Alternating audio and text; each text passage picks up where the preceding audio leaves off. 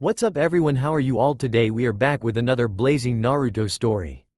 What if Naruto fell in love with the enemy, and chose her over the entire Shinobi world? If you enjoy then please like, share and do comments. And also check the description to original creator of this beautiful creation. It was an early, winter morning in the Hidden Leaf village when the sound of fighting could be heard. The grunts and pained whimpers originated from a compound housing one of the village's most powerful clans. Specifically, in the dojo where a spar was happening between two people, Hyuga Hinata, the heiress to the Hyuga clan, and her cousin Hyuga Neji. Well, spar isn't the right word. More like beat down. Neji was ruthless in his attacks. Hinata desperately tried to keep up with her cousin, however, she was getting slower as more of Neji's gentle fist strikes landed. Finally, as Hinata was on her last leg and before Neji could land a final blow, a stern and authoritative voice interrupted the spar. "That's enough, Neji." Over to the side of the dojo sat the current head of the Hyuga clan and Hinata's father, Hyuga Hiyashi. Hiyashi's appearance was that of your typical Hyuga clan member. Long, brown hair, pale, pupilless eyes, and an indifferent expression on his face. However, what set him apart from most Hyugas was the aura this man exuded. It was powerful and demanded respect. Next to him sat his youngest daughter, Hanabi. She also had the typical Hyuga appearance, but instead of indifference, her face held concern. Standing up, Hiyashi walked over to Hinata and addressed her, "Hinata. Your cousin has managed to best you once again. You are the Hyuga heiress. You need to be strong to lead this clan into greatness. Hesitating when fighting an enemy will only lead to your downfall and the downfall of the Hyuga." With a sigh, he turned toward the door and started to walk out. "Training is over for today," he called back. There was a tense silence after Hiyashi left the dojo. Neji looked impassive, Hinata's gaze was locked on the floor, and Hanabi stared at her sister in worry. Sensing Hinata's inner turmoil, Hanabi walked up to her and gave her hand a reassuring squeeze. "Don't worry, Ne-sama. I'm sure you'll be strong." Father doesn't know what he's talking about. Grateful for her younger sister's efforts, Hinata squeezed back. "Thanks, Hanabi-chan. I keep trying to do the gentle fist katas, but for some reason, they don't feel right to me." Hinata explained. "Isn't it obvious?" Neji's voice cut through the air like a knife to butter. "It's because she's unfit to be the head of the clan." Neji's words dampened Hinata's mood even more and angered Hanabi. "Oh, what do you know, Neji? She just admitted to her inability to perform the katas correctly. That means she's physically incapable of being strong. She's also too soft," he stated before turning to Hinata. "You had the chance to strike me multiple times and you didn't. It's as Hiyashi-sama stated, that type of thinking will get you killed. That won't happen. Hinata Ne-sama is strong, you'll see." Hanabi tried to convince Neji, but he just shook his head. "Hanabi-sama, from the moment people are born, their destiny is decided. No one can change their fate. Hinata was fated to be weak, and you were fated to be strong. You are too young now so you won't understand. But you," he turned to Hinata, "Hinata-sama, you should know by now. There is no point in trying to become stronger. You are and always will be a weakling." With those final words, he turned to the door and walked out of the dojo. Hinata's mood was the lowest it had been that day. She stared at the ground with tears threatening to emerge, but she managed to hold them back. Hinata decided to go to her room and trudged toward the door. "Ne-sama, where are you going?" Hanabi asked with concern filling her voice.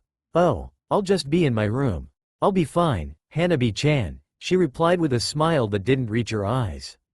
Hanabi nodded at her sister's reply, and Hinata trudged out of the dojo. Hinata's room. After cleaning herself up, Hinata lay on her bed while her mind was swirling with thoughts. Most of her thoughts revolved around the spar earlier that morning. How she once again failed to perform adequately, the disappointed look in her father's eyes, and the harsh words from Neji. No matter how much she didn't want to believe Neji's words, she couldn't help but wonder if what he said was true. She could never perform the gentle fist style correctly, no matter how much she tried. Whenever she performed the stances and the movements, it was as if her body was screaming, "No." Hinata was also gentle, much more than the others in the main family. She always treated the branch members of her family as equals and refused to use the caged bird seal. She bowed back to the civilians whenever they bowed to her, and she was always hesitant to spar with her sister and cousin. Her kind soul and inadequacy with the gentle fist made the clan elders believe she was unfit to be the clan head. They always told her that kindness was a weakness, but she never believed them. She also never listened to them when they said that the branch family of the clan was beneath the main family. She believed that they should be treated with respect since they are also part of the family. When she first saw the caged bird seal in action, it horrified her to the core. She was walking with the elders when a woman of the branch family bumped into her by accident. The woman and Hinata both apologized to each other, but the elders berated the woman for daring to do that to a main family member. After the scolding was over, the elders decided that this was a good opportunity to teach Hinata how to activate the seal. The elders explained to her how to activate the seal and what would happen, and it horrified Hinata to no end. No matter how much prodding the elders did, Hinata refused to subject her family to that kind of pain. Having enough, the elders decided to activate the seal themselves. The wails of agony the woman produced as she fell to the ground clutching her head would forever be ingrained into Hinata's mind. Since that day, Hinata observed the way the branch members were treated. It disgusted her that her clan was willing to treat their own family as slaves. She vowed to put a stop to these malicious actions when she became clan head.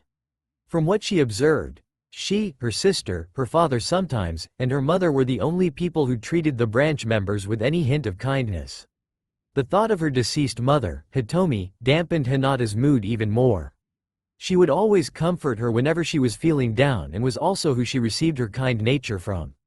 However, she died after her sister was born due to complications, and now no one was there to comfort her. Deciding not to stay in a somber mood, Hinata left the compound to go for a walk. Leaf Village streets. Hinata was dressed in winter attire as she walked throughout the village, not paying any mind to where she was headed. She continued walking, not even stopping when she arrived in a snowy forest. What did halt her, however, was the appearance of 3 kids. The 3 were older than her, and they all had hostile scowls on their faces. Hinata tried to walk past them, but they blocked her path. "Hey, where do you think you're going?" one of the bullies, presumably the leader, asked. "Can you please let me through?" Hinata asked in a meek voice. "Huh? What was that? Speak up, we can't hear you." Another one asked. "Hey, look at her eyes. She's a Hyuga," the final bully pointed out. "Hey, if you're a Hyuga, show us your Byakugan. If you can't, don't show your face around here. Your eyes are really creepy. I bet you're some kind of monster, right? Yeah, you Byakugan monster." With her lackluster performance in the spar, her father's disappointed words, and Neji's degrading words, Hinata struggled to keep herself together. But, in the end, her strength failed her, and she burst into tears while the 3 bullies laughed. "Hey, cut it out." The 3 bullies and Hinata looked toward the sound of the voice and found another kid around her age. He had spiky yellow hair, blue eyes, a red scarf around his neck, and a pair of goggles on his forehead. His most distinctive feature was the 3 strange whisker markings on each of his cheeks. "Huh? Who are you?" "I'm Uzumaki Naruto, the future Hokage, Tt Ibeo," he proclaimed while giving the 3 older kids as fierce a glare as he could muster. "The future Hokage?" the leader mockingly asked. "Are you stupid?" the one to the leader's left questioned. "Get ready. Bunshin no Jutsu," he shouted while putting his fingers together in a hand seal and causing 2 puffs of smoke to appear. The bullies were initially shocked by the display until the smoke died down, only to reveal 2 miniature-sized Narutos. "Come at me," the first clone challenged in a squeaky voice. "Yeah," the second one shouted in a high-pitched voice of its own. The bullies burst into laughter while Naruto's eyes shrunk to the size of marbles as a bead of sweat rolled down his head. "Why you?" Having enough, the leader ran up to Naruto and punched him in the face. Naruto gained a bruise and a dazed expression as blood spouted out from his nose, causing him to fall on his back. "I knocked him out," the leader cheered. "Future Hokage, yeah right," he mocked as the 3 of them destroyed Naruto's scarf by pulling it, wearing a red scarf, twisting it, thinking it makes him look cool, and stepping on it. After finishing with the scarf, the 3 walked off, leaving a dazed Naruto and an amazed Hinata. Hinata was shocked that this boy would step in to save her when he didn't need to. However, she was also depressed that he wound up getting beat up and with his scarf destroyed. Hinata walked over to the scarf, picked it up, and examined it. It was torn in several places, threads were coming loose, and it had specks of dirt splattered on it. She placed the scarf into her arms and walked over to the boy to check on him. The boy was still dazed on the ground, and a trickle of blood ran down his nose. "Look what happened, Hinata. You couldn't protect yourself, so this nice boy had to step in to save you. And his scarf is now ruined," she berated herself. "Hinata-sama, you should know by now. There is no point in trying to become stronger. You are and always will be a weakling." Hinata tried to shut out Neji's words, but looking over her recent actions, she wondered if he was right. Deciding to try to do what she could to help Naruto, she reached out her hand to try to wake him up only for him to snap out of his daze and jump up to his feet. Hold it, this time, I'll do a super duper jutsu and—" He trailed off when he realized that the bullies were long gone and the only other person there was Hinata, who was looking at him in concern. He couldn't help but stop and admire her eyes. They were the most beautiful shade of lavender he had ever seen. Realizing that he was staring, he quickly looked away and crouched on the ground, rubbing his sore cheek.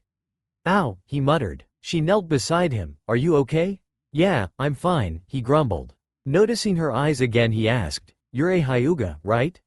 "Yes, I'm the CL clan heiress." She stuttered. "Really? That's so cool," he exclaimed with wide eyes. I guess so. I'm Uzumaki Naruto and I'm gonna be Hokage someday," he proclaimed. The confidence he exuded awed Hinata, and she couldn't help but stare at him. "What's your name?" Snapping out of her daze, she replied, "Hyuga Hinata." "Hinata, that's a nice name," he complimented. Hinata's cheeks grew a small red hue. Thank you." To change the subject, she brought up another issue. "Your scarf. It's ruined," she said as she held out the torn red fabric. "It's nothing," he replied as he gave her a fox-like grin. "Are you sure?" "Yeah, I'll get a new one somehow," he reassured as he stood up and began to walk away. "You Hinata called out. "Yeah?" Naruto answered back. Thank you very much." "Oh, it was no problem. See ya," he called back. Before he left Hinata's sight though, he called out to her again, "By the way, your eyes are pretty. Don't let anyone tell you otherwise." Hinata's face grew a darker shade of red as she held the red scarf close to her. Though, she couldn't stop the small smile as she watched Naruto's retreating form. "Thank you, Naruto-kun." Naruto and Sasuke. Later that day, Naruto was walking through the village with a huge grin on his face. Not the grin that he would plaster on in public, but a truly genuine one. He had finally met a person who didn't run when they came near him. She also didn't talk down to him. When Hinata spoke, he could practically feel her kindness in every word. He didn't know why, but he just couldn't get the image of that pale-eyed, blue-haired girl out of his head. He was so caught up in his thoughts that he didn't even hear the villagers' various comments of, "Hey, is that the boy? Why does the Hokage allow him to live?" And, "Stay away from that boy, he's trouble." Naruto's train of thought came to a halt when he encountered a store. What caught his eye was an Anbu-style fox mask hanging on a rack. The mask was white, had orange lines around the eyes and mouth, and had 3 orange whiskers. Naruto also noticed 3 more masks beside them. One was an owl mask with purple lines, another was a tiger mask with blue lines, and the final one was a dolphin mask with pink lines. His face broke into a wide smile as he marveled at the masks. Unfortunately, the store clerk noticed him. He scowled and stormed over to the 8-year-old. "You brat," he snarled, and he pushed Naruto into the snow. "Go away." Naruto got up into a sitting position and scowled at the clerk. "What are you doing here, you plague?" At this point, a small crowd formed around the pair. "What? I was only—" Naruto started before he looked down as his scowl shrunk to a small frown. "I was only looking at the masks." The clerk walked over to the shelf and picked up the fox mask. "You want this?" he questioned before throwing it at Naruto and hitting him in the head. "Well, you can have it. Now, get lost," he yelled before turning away. "But I can't pay for it," Naruto tried to explain. The store clerk turned around with his scowl deepening as he reached for the other 3 Anbu-style masks and threw them at Naruto, who put his hands up in defense. "Did you not hear me the first time? I said get out," he shouted before storming off again and slamming the back door shut. Naruto sat on the snowy ground for several seconds before he slowly got to his feet and picked up the 4 masks. He finally noticed the crowd of villagers looking at him with fear, hate, and disgust. Now, there was nothing to keep his mind off their remarks. Look at that boy, causing trouble for that poor store clerk. Why doesn't the Hokage get rid of him? He's just a nuisance. Naruto stared at the ground as the villagers' comments rang through his head and his grip around the masks tightened. Why are you all looking at me like that? He asked before breaking out into a sprint. I haven't done anything to any of you, he shouted as he kept his head down, refusing to let the villagers see his tears, to let them see how much they affected him. Naruto didn't know how long he ran, but he didn't care. He just wanted to get away from the fearful and hateful glances. A while passed before Naruto finally ran low on energy and stopped to catch his breath. He looked up to figure out his surroundings and observed he was near a lake with a pier sitting on it. What next caught his attention was the person sitting on the pier. They were a boy that was about the same age as him. He had black hair that stuck out in the back and black eyes. He wore mostly blue winter attire, and his coat had a red and white fan symbol on the back. What mostly caught Naruto's eye and filled him with concern was the feeling the boy gave off. He could practically sense the despair emanating from the boy. It also didn't help that the boy looked dead inside, like he didn't care what happened to him anymore since he had already been through hell. He could also sense the anger and sadness hiding behind the dead look. Naruto did not like that look. Not one bit. Deciding to try to help the boy out, Naruto walked over to the pier and sat down to the boy's right while also setting the mask down beside him. The boy was caught off guard by this action and turned to give Naruto a glance. He received a small grin from the energetic boy in return. He turned back to the lake and continued to stare at the water after regaining his composure. They sat there in mildly tense silence, both of them wondering what the other boy would do. "Hi," Naruto greeted cheerfully. Sasuke didn't respond, however. "Cool weather we're having today." Naruto tried to get the boy to talk again. It didn't work. Figuring that he was getting nowhere, Naruto tried a different tactic. "Has anyone ever told you that your hair looks like a duck's butt?" Well, he got a response. It just wasn't one he expected. The boy grunted as his right eye began to twitch. Naruto took note of the boy's reaction and tried again one last time. "I'm Uzumaki Naruto." This time the boy turned to him, and they locked eyes for what seemed like hours as they stared into each other's souls. The only reason they could figure each other out was because they were in practically the same boat. The both of them hid their sadness behind a mask. Naruto was behind a mask of cheerfulness, and the other boy was behind a mask of indifference. In those tense moments, they realized that they had more in common than they both realized. After what felt like an eternity, the other boy finally spoke up. "Uchiha Sasuke." "Uchiha? Aren't you part of the clan with the funny-looking eyes?" Naruto questioned. "They're not funny-looking," Sasuke lightly snapped, his indifferent mask cracking slightly. "It's called the Sharingan and it's the greatest dojutsu ever," he proclaimed with an air of pride. "What about the Hyuga's Bakugan?" Naruto questioned with a tilt of his head. "It's Byakugan," Sasuke informed with a dubious look. "And please," Sasuke scoffed, "the Sharingan is better." Speaking of the Uchiwa, Naruto started. "Uchiha," Sasuke cut in. "That's what I said," Naruto replied while ignoring Sasuke's dumbstruck expression. "Where are they? I haven't seen them around the village a lot." At this, Sasuke's body tensed as unwanted memories began flooding his mind. He began to shake in rage and his sadness was no longer hidden. Naruto noticed the tension and began to lightly sweat. He didn't want to anger Sasuke since he seemed like a good person, and Naruto could relate to him. To calm the emotional storm happening next to him, Naruto made him an offer. "Hey, Sasuke," the yellow-haired boy literally shook him out of his thoughts. "Have you ever tried ramen before?" Sasuke managed to rein in his emotions, but he was still shaking slightly as he looked toward Naruto with a curious look. "What's ramen?" Naruto stared at Sasuke like he had just shot a puppy. He stood up, grabbed his masks, and pulled Sasuke to his feet. "Sasuke," he said in a deadly serious tone, "it seems I need to show you the wonder that is ramen." Naruto dragged Sasuke to one of his favorite places in the village and Sasuke was too dumbstruck to protest. Ichiraku's ramen. On their way to the ramen shop, Naruto and Sasuke observed the looks the other boy was receiving.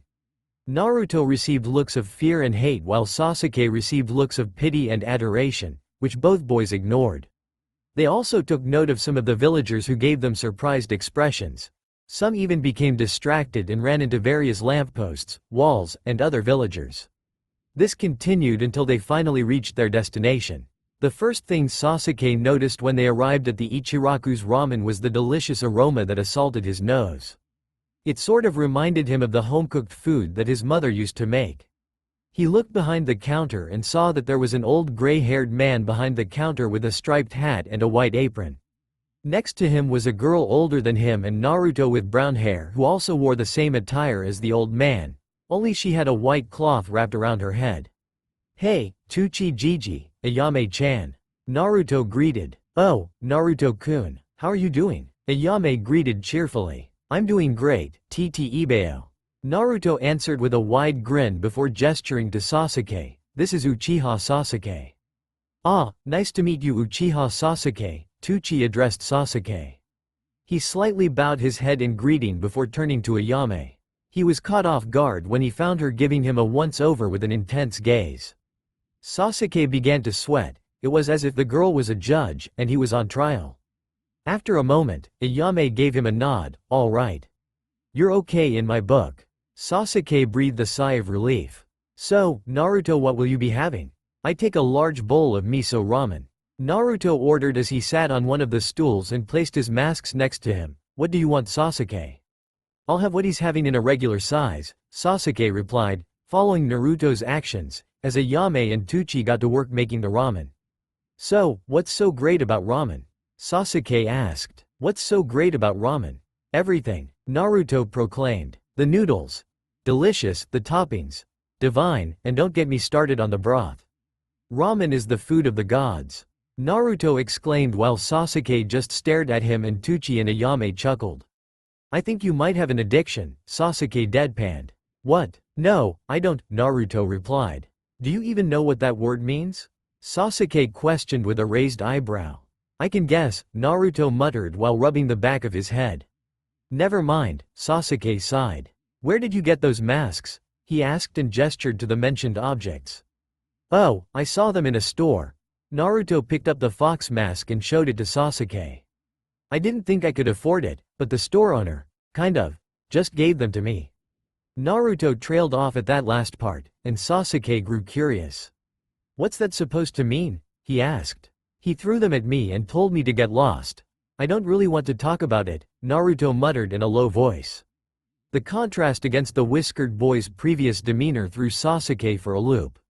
He noticed that Tsuchi and Ayame both had solemn expressions on their faces. Tsuchi even looked at him and shook his head no.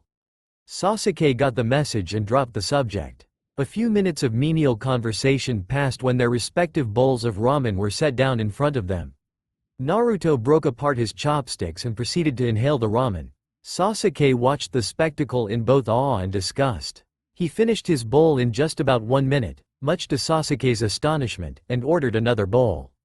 Sasuke, deciding to try the ramen out for himself, picked up his chopsticks and slurped up a few noodles. Sasuke could see why Naruto liked ramen so much. The food was flavorful, and he could see himself eating this again. By the time Sasuke finished his first bowl, Naruto had already finished his fifth and was patting his stomach in satisfaction. "Ah, great ramen as always Tsuchi-Gigi," Naruto complimented. "Hey, I made it, too," Ayame playfully pouted. "Oh, your ramen was good, too, Ayame-chan," Naruto quickly reassured her. Tsuchi just chuckled before handing Naruto the check. He looked at the check and reached into his pocket when he realized something. He still didn't have any money. Naruto began to sweat bullets as Tsuchi merely gazed at him. Tsuchi had often told him to not worry about paying if he didn't have the money, but Naruto always felt like he was cheapening the ramen chef every time he did. He hated doing so, but Naruto knew that he had to ask the ramen chef to let him go without paying. Sasuke noticed the other boy's troubled expression and figured that he didn't have the money to pay for the ramen. So, he decided to help him out. "Here, I'll pay for it," Sasuke offered as he held his hand out for the check. "Really?" Naruto asked, awed that two people showed him kindness on the same day. "Sure, and don't worry about paying me back. It's fine," Sasuke replied, and Naruto handed him the check. When Sasuke received the check, he stared at the bill for several seconds. While it wasn't overly expensive, the price was still pretty high. He looked at Naruto with a blank expression, looked back at the check, and back to Naruto before sighing. "Don't say I never did anything for you," Sasuke stated before handing Tucci the right amount of money. "Thank you, Sasuke," Naruto exclaimed with a small smile. "It was nothing. Just don't make it a habit," Sasuke replied. "Hey, Sasuke," Naruto called in a more subdued voice than usual, "do you want to be friends?" Sasuke took note of the hesitance in his voice and thought back to his day. How Naruto approached him on the pier, the yellow-haired boy eating ramen with him, overall, just the boy showing him genuine kindness instead of pity. Sasuke gave Naruto a small smile and answered, "Yes," before walking out of the ramen stand. Naruto had the biggest smile on his whiskered face ever. He had made 2 friends in just one day. If you saw Naruto right now, his grin would outbrighten the sun. "Man, today is a good day." Tucci and Ayame smiled when they heard those words. "Tucci Gigi, Ayame-chan, I have to go." Naruto stood up from the stool and grabbed his masks. "The academy starts tomorrow and I need to get ready." "Okay, thanks for stopping by Naruto." Tucci waved goodbye. "Bye, Naruto." Ayame waved as well. Naruto waved back at the two of them and started on his trek home to prepare for his first day at the Shinobi Academy. Sakura and Hinata. Inside a small clothing store, a young girl sat on a bench near a rack of clothes. The girl's name was Haruno Sakura. She was around 8 years old and had on a red shirt and white pants. Her most distinct features were her emerald eyes and her bright pink hair. Her head rested on her palm, and her eyes roamed around the store absently. In front of her, her mother was searching through the clothes racks to find dresses for her daughter to wear for her first day at the academy. She didn't even notice that her daughter's mind was somewhere else entirely. The woman was middle-aged with shoulder-length brownish blonde hair and emerald green eyes as well. She was wearing a white dress that opened on the side to reveal her red pants. This woman's name was Haruno Mebuki. Realizing that her daughter had spaced out, Mebuki spoke up, "Sakura." Snapping out of her thoughts, Sakura looked down in shame before replying, "Ma'am?" Mebuki let out a sigh. "Tomorrow is the start of the academy. I want you to live your best life, and in order to do that you need to look your best." Sakura mentally sighed. She loved her mother dearly, but she always hated it when Mebuki tried to get her to act like a prim and proper woman. She didn't have anything against those types of women, it just wasn't her. "I'm going to the academy to be a kunoichi, right? I don't need to worry about that," Sakura replied. "Oh, honey, no. You're not going to be a kunoichi." Sakura let out a sigh and Mebuki frowned. "Yes, being a kunoichi means you get to go on cool missions and stuff, but you don't need all that. What you need is to live a life of luxury. So why am I even going to the academy?" Sakura asked. "You're going there so you can get the attention of an heir to one of the clans, preferably the Uchiha, but any will do. If you catch their eye, they might make you their wife in the future, and you will live with people waiting on you hand and foot. And you need to look your best. You can't look good with battle scars and a muscular body," Mebuki explained. "You need to keep your skin clear and smooth, and you also need to stay slim. That's why I put you on that diet." Mebuki noticed that Sakura wanted to speak up but was hesitant. "Do you have something you want to say?"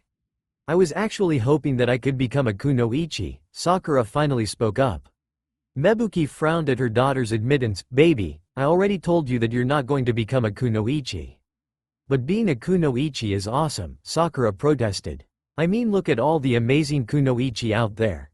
Senju Tsunade, Yuhi Kurenai, and there was another one I don't know her name, but she was called the Red Death.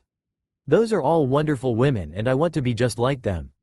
She couldn't disguise the awe in her voice as she talked about the mentioned kunoichi.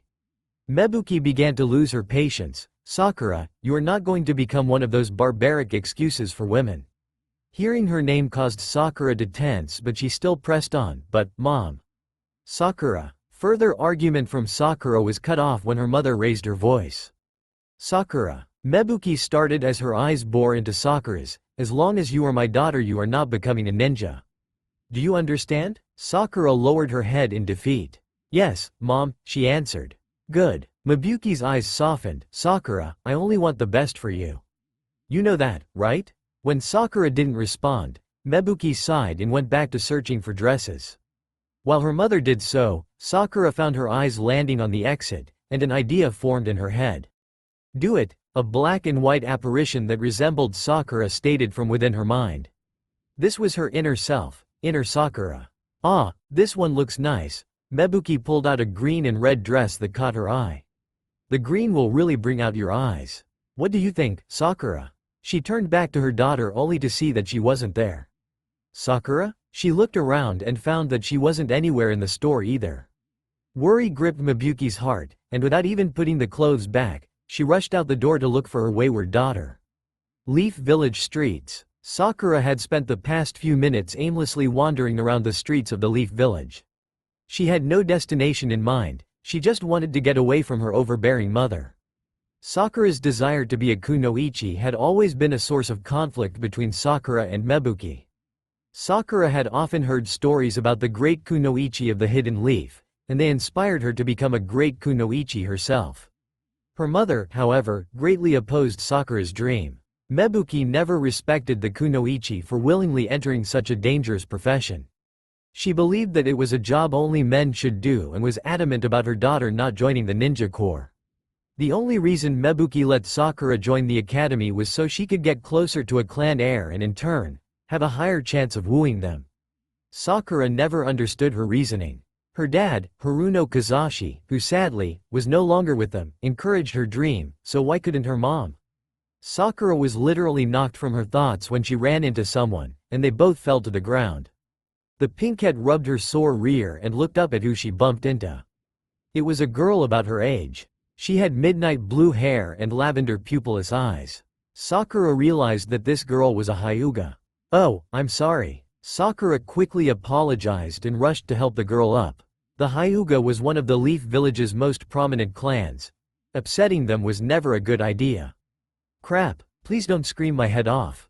Inner Sakura begged. It's okay, the girl replied and accepted Sakura's offered hand.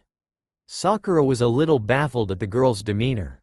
From what she read and heard from other people, the Hyuga were always prim and proper, holding their heads up high to let other people know of their superiority.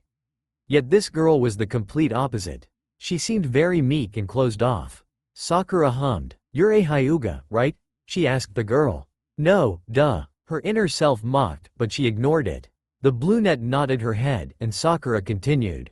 You don't really. She trailed off, trying to figure out the best way to phrase her sentence. Act like one. The girl nodded her head. Yes, I've been told that before. You even stutter, Sakura pointed out, and the brunette blushed. Are you sure you're a Hyuga? She smirked, deciding to tease her a bit. I'm sorry, the brunette bowed, shocking the pinkette. I'm hoping to break this habit someday. Now Sakura was completely thrown for a loop. Hey, I was just joking, she waved her hands nervously, you don't have to bow. The girl raised her form but did not meet Sakura's gaze. I'm sorry. What's up with this girl? Inner Sakura questioned. Sakura frowned at the girl's apologetic demeanor but wiped it off before she could see it. Hey, my name is Haruno Sakura, what's yours? She asked. Hyuga Hinata, the now revealed Hinata replied. So, what's it like being a Hyuga? Sakura tried to start a conversation. This caught Hinata off guard, though this time she managed to right herself faster. It's all right. Most of my clan's people are nice and the village citizens are kind to us. Though that may just be because of my street status, she replied, mumbling the last part to where Sakura didn't hear. The Byakugan's also very useful. I bet. You can see all around you and even see through walls. Sakura relayed the information she learned in a textbook. I wish I had eyes like that. They spent the next few minutes walking around the streets and talking about amiable topics. Hinata eventually found herself at ease around Sakura, which the pinkette enjoyed greatly. Their conversation eventually led to the topic of the academy. You're gonna start at the academy tomorrow? Sakura questioned with wide eyes. Me, too. Maybe we'll be in the same class. Hinata smiled at the other girl. That would be nice to already have a friend in the academy, Sakura smiled back. I think I like this girl. She seems nice, her inner self commented. Hinata-sama. A stern but worried male voice cut through the cheerful atmosphere and immediately Hinata's body halted as she recognized the voice. She looked around and found Ko Hyuga, her bodyguard headed straight for her.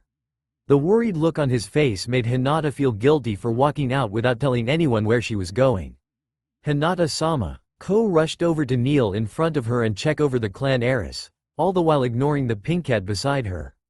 "I've been looking everywhere for you. Where did you run off to?" "I am sorry, I just needed to go for a walk." Hinata's stutter was back as she addressed the older Hyuga. Ko let out a sigh and stood back up to his full height. "Hinata-sama, next time, tell someone when you want to do something like this." He finally noticed the girl who stood beside her. "Who is this?" he questioned.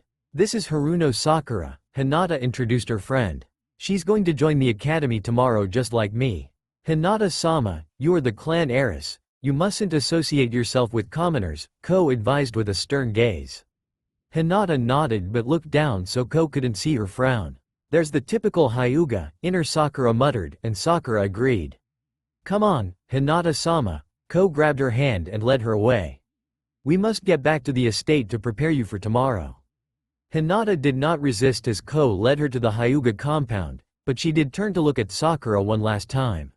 Sakura would have tried to say goodbye to her, but she knew that with Ko there, Hinata might not be able to return the goodbye. She simply met Hinata's gaze and smiled at her. The brunette returned the smile and turned back around. Sakura's smile faded and she let out a sigh. "Well, at least we'll see her tomorrow." She tried to find a silver lining in the situation. It cheered her up, but not by a lot. She turned back around to continue aimlessly walking around the Leaf Village's streets until crash. A body running full speed knocked her off her feet and across the ground. "Ow!" Sakura shouted and grabbed her aching side. "Is this gonna become a thing today?" her inner self raged. Sakura turned to face the person who ran into her. Sasuke and Sakura. Sasuke took a stroll through the village after eating ramen with Naruto. The ramen was delicious, although not enough for Sasuke to claim it was the food of the gods as Naruto did. For him, that spot has to go to Onigiri. He also thought long and hard about Naruto. The whiskered boy was loud, obnoxious, disgusting, and most of all an idiot. However, Sasuke could see that Naruto had a good heart. He tried to help him instead of just giving him a look of pity. He also noticed the gazes Naruto received. It confused him that hate, fear, and disgust was being directed at him. From what he's seen of Naruto, he didn't warrant those looks. Maybe I should ask him about that when I see him again, he thought as a rare smile appeared on his face. The smile vanished as Sasuke received adoring looks from his fangirls and pitying ones from the civilians, both of which he ignored. Outwardly, he was indifferent but inwardly he was scowling. He hated the adoration because he only received it due to his heritage. He was taught that true adoration comes when you accomplish something. The villagers didn't see him, only his clan name. It was the same even before that night. He also despised to a lesser degree the pitiful looks and hollow comforting words. They might have said they were sorry for what happened, but they never did anything to help. No one except that yellow-haired knucklehead. Sasuke continued walking until he came across a certain compound. A clan compound that had the same red and white fan symbol on Sasuke's coat all across it and was completely devoid of life. The Uchiha compound. Sasuke tensed up as he looked at the former home of his kin, and his mind flashed back to that one horrible night. The dead bodies of his clansmen and clanswomen littering the streets. The motionless corpses of his parents over a pool of blood. A red eye with a black, three-pointed shuriken in the center. Sasuke's breathing increased and he started shaking like a leaf in a storm. He turned around and bolted away, uncaring about anyone he bumped into and the concerned looks of anyone watching him. He could care less about where he was headed, he just needed to get away from his former home, to stop the memories from resurfacing. Sasuke's disregard for those around him finally caught up with him when he bumped into someone. The collision finally knocked Sasuke out of his turmoil and he turned to look at the person he launched across the street. It was a girl around his age with pink hair and green eyes, and she was dressed in red and white. Sasuke winced as she let out a pained cry. The girl turned toward him and shouted, "Watch where you're going, asshole." Sorry about that, he winced again and reached out his hand to help her up. He noticed that the girl was staring off into space with a shocked expression, though she still grabbed his hand and stood. "Are you okay?" he asked. "What?" She snapped out of her daze and looked at him. "You're staring off into space. Do you need to go to the doctor?" Sasuke questioned again. "Oh, no, I'm fine. I'm just wondering where that came from," she explained. The pinkette ignored the voice in her head shouting, "I do." Sasuke was confused for a moment before he put two and two together. "You mean you shouting at me?" he asked to confirm. The girl turned beet red. "Yeah. I don't usually do that. I'm sorry." Sasuke waved off her apologies. "Don't worry about it. It was my fault anyway." "Well." Apology accepted. Her face was still flushed but to a lesser degree now. She stood up to try to walk, but she collapsed when she felt pain in her leg. She would have fallen had Sasuke not caught her. "You can't walk, can you?" Sasuke asked. The girl shook her head, and Sasuke felt guilt settle in his stomach. "Here." Sasuke crouched down and presented his back to the girl. "What?" she asked. "You can't walk, so I'm gonna carry you," Sasuke explained. The girl responded with an "oh," and climbed on top of Sasuke's back. Sasuke wrapped his arms under her legs to steady her and stood up from his crouching position. "Where do you need to go?" "My home. I can tell you how to get there from here." She pointed to where she needed to go, and Sasuke followed her directions.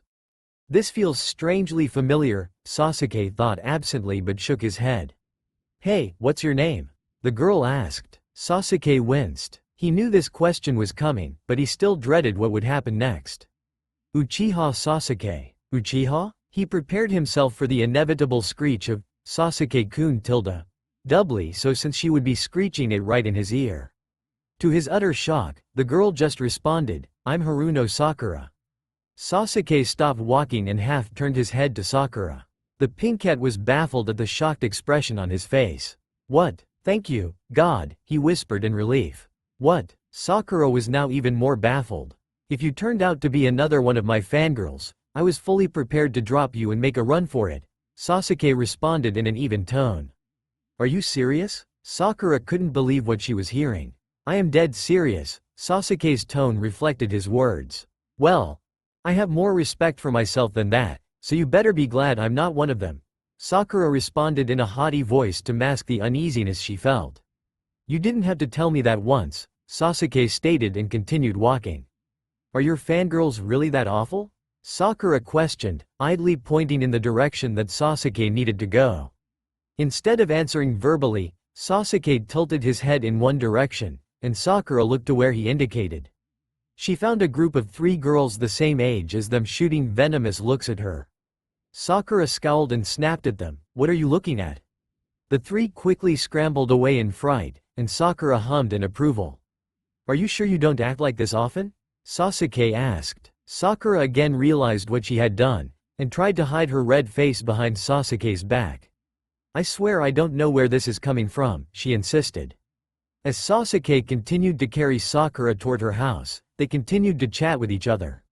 Sasuke was glad she wasn't squealing his name every 5 seconds, and Sakura found his demeanor interesting. Their conversation led to them talking about the academy, and they both found out that they would be starting on the same day, which they both were secretly happy about. Finally, Sasuke reached Sakura's house. Much to their surprise, a middle-aged woman was standing outside of it, pacing back and forth. The woman turned to look at them when she noticed their approach. "Sakura," the woman ran over to her. Sasuke guessed that the woman was Sakura's mother. He set the girl down on her feet and gave room for the woman to hug her daughter as tight as she could. "Where did you go? I was so worried about you." The concern in her voice made Sakura feel slightly guilty for ditching her, and she returned the hug. "I'm sorry, Mom. I just needed a break," she voiced her feelings.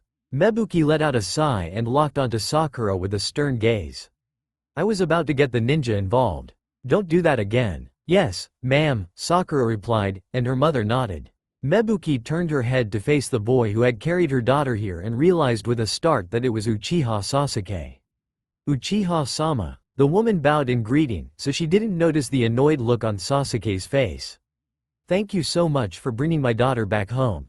"Don't mention it," Sasuke responded in an even tone as he tried to keep the annoyance off of his face. Sakura mouthed the words, "I'm sorry," to him, and he nodded. "Well, I'll be off then. I need to get ready for tomorrow." Sasuke turned around and started to walk away. "Are you sure, Uchiha-sama? You don't want to stay for dinner?" Mebuki offered with a glint in her eyes. Sakura noticed and facepalmed in embarrassment. I'm good, I've got stuff at home, Sasuke responded without turning around. Mebuki let out a disappointed sigh but regained her cheer when she addressed her daughter. Come on, Sakura. You need to get ready, too. Also, I'm gonna need an explanation. The glint in her eyes was back as she stepped into the house. Sakura sighed but followed suit and walked up the stairs into her home. Before she fully walked in though, she turned to Sasuke and shouted. Thank you, Sasuke-kun. Sasuke stopped in place, and Sakura worried that she may have said the wrong thing. Her worries were for naught, however, as he turned around and waved at her. The pinkette waved back at him before he turned around and continued on his path. Sakura watched him walk away for a few more seconds before she walked into her house and closed the door behind her. Back with Sasuke, he had a small smile on his face as he walked back to his apartment. Today had been one of the best days that he had in a while, the center of it being the two kids he had made friends with. They were nice people, and he was looking forward to seeing them again. 000 to 019. The gates of the Leaf Village appear and open as you move closer to them. You start to move through the Leaf Village as people are going about their day until you arrive at the Hokage Monument. On the Hokage Monument are 4 children. From left to right, these children are Hyuga Hinata, Uzumaki Naruto, Uchiha Sasuke, and Haruno Sakura. 020 to 028. Days when we'd fight till I would give in. Hinata, whose color has faded out, is walking through the Hyuga compound with her head down as flashes of her father, Hiashi, looking down at her with disappointment, her cousin, Neji, ridiculing her, and her little sister Hanabi looking back at her with longing eyes as she was dragged away by the Hyuga elders flowed through her mind. When the flashes end, tears fall from her eyes, and she breaks down into sobs. 029 to 038. Yeah, perfect disasters. We were reaching for the rafters. Naruto, who has also lost color, is walking through the village with his head down as flashes of people looking at him with fear and hate, throwing him out of stores, and shouting various insults fly through his mind. When the flashes end, Naruto's eyes harden, and he breaks off into a sprint. 039 to 048. And on most of the days we were searching for ways to get up and get out of the town we were raised, yeah. 'Cause we were done. Sasuke, whose color has become muted as well, is walking through the Uchiha compound as flashes of the bodies of his fallen clan, his dead parents lying motionless in their room, and a Sharingan in the shape of a 3-pointed shuriken move through his mind.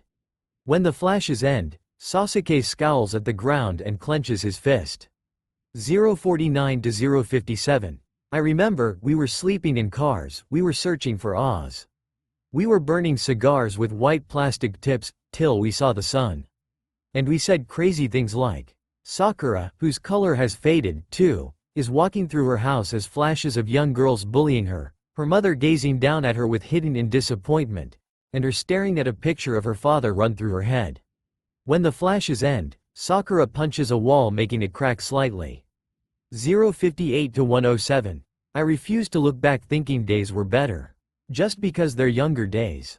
Naruto continues to run until he comes across Hinata crouching on the ground.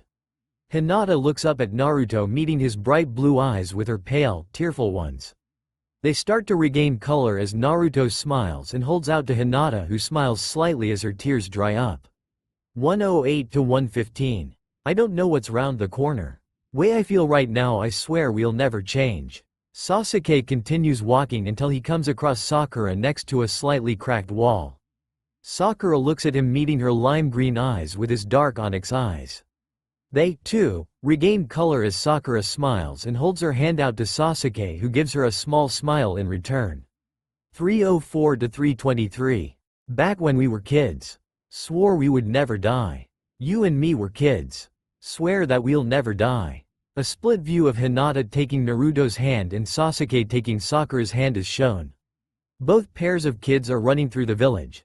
Hinata being dragged by Naruto and Sasuke being dragged by Sakura. They continue moving until they come across each other in a busy intersection of the Leaf Village. Naruto standing in front of Sasuke and Hinata standing in front of Sakura. 324 to 342. I refuse to look back thinking days were better. Just because they're younger days. I don't know what's round the corner. Way I feel right now, I swear we'll never change. Slowly, everyone's flashes of pain-filled memories appeared behind their heads, but they slowly began to fade out. They all give big smiles to each other, and as a group, they run through the village, then through a forest, and finally stopping on the Hokage monument. 343 to 358. You and me were kids. The opening ends with them standing on the Hokage monument.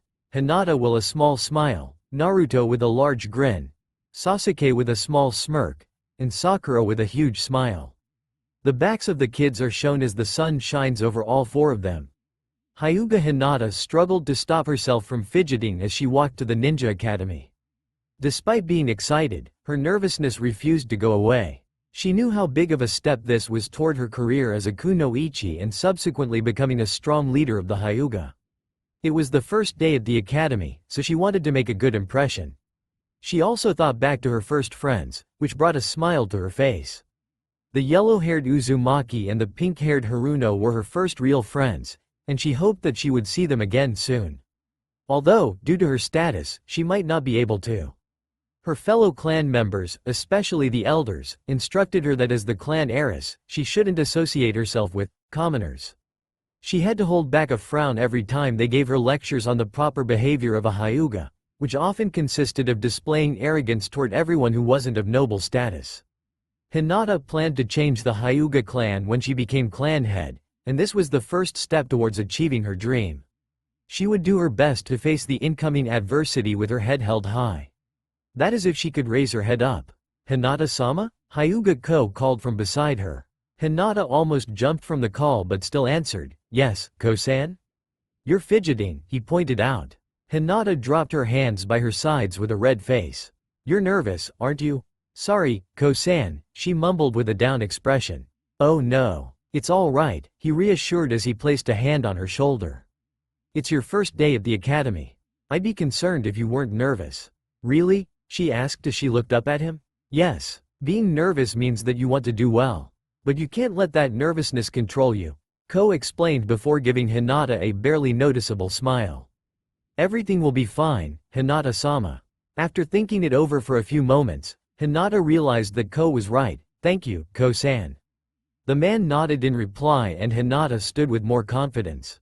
She was still nervous, but she was going to make sure she kept her head held high. "Just make sure you don't associate with any of the commoners," Ko warned. "If you must interact with them, so be it. However, do not get acquainted with them." Hinata's smile switched to a barely noticeable frown when she heard Ko's words. Her bodyguard may have been one of the only Hyugas that was nice to her, but he still held the same ideology of superiority over commoners as many others in her clan. Hinata realized that she had been silent for a second and quickly responded to Ko, "Yes, Ko-san." Her bodyguard nodded in reply, and the two continued walking to the academy. Hinata was tempted to heed the advice if it meant pleasing her clan. It may improve her standing and how everyone saw her. Plus, she had only met Naruto and Sakura yesterday. Should she really care more about those two than her own family? Naruto's apartment. The sound of loud snoring permeated a small and run-down apartment. If a random person walked in, they'd question how long it has been since it was cleaned. The place was a complete pigsty. There were empty ramen cups everywhere. The walls and floors had cracks in them. Dirty clothes were all over the floor, and it smelled as if a cow called the place home. There was even movement from a small creature across the floor. In the bedroom of the apartment, Naruto soundly snored in his bed. The blanket draped across him haphazardly, and he had a trail of drool leaving his mouth. "Snore, more ramen, please," Naruto mumbled. "Snore, Hinata, Sasuke, I don't care that I've had 100 bowls. I want more, Datbeo." "Snore, I knew you'd see it my way," he mumbled in his sleep. Naruto adjusted himself to get a better sleeping position but ended up rolling off the bed and falling flat on his face. "OWW." Naruto grumbled as he got up from the floor and rubbed his head. He waited for his vision to clear before he looked at his alarm clock. He rubbed his eyes to make sure he was seeing correctly. 8 o'clock. "It's still early," he muttered and almost stepped into his bed to go back to sleep until his eyes shot open. 8 o'clock. "Crap, I'm late, Datbeo," he yelled and dashed out of his bedroom and into the bathroom to get ready.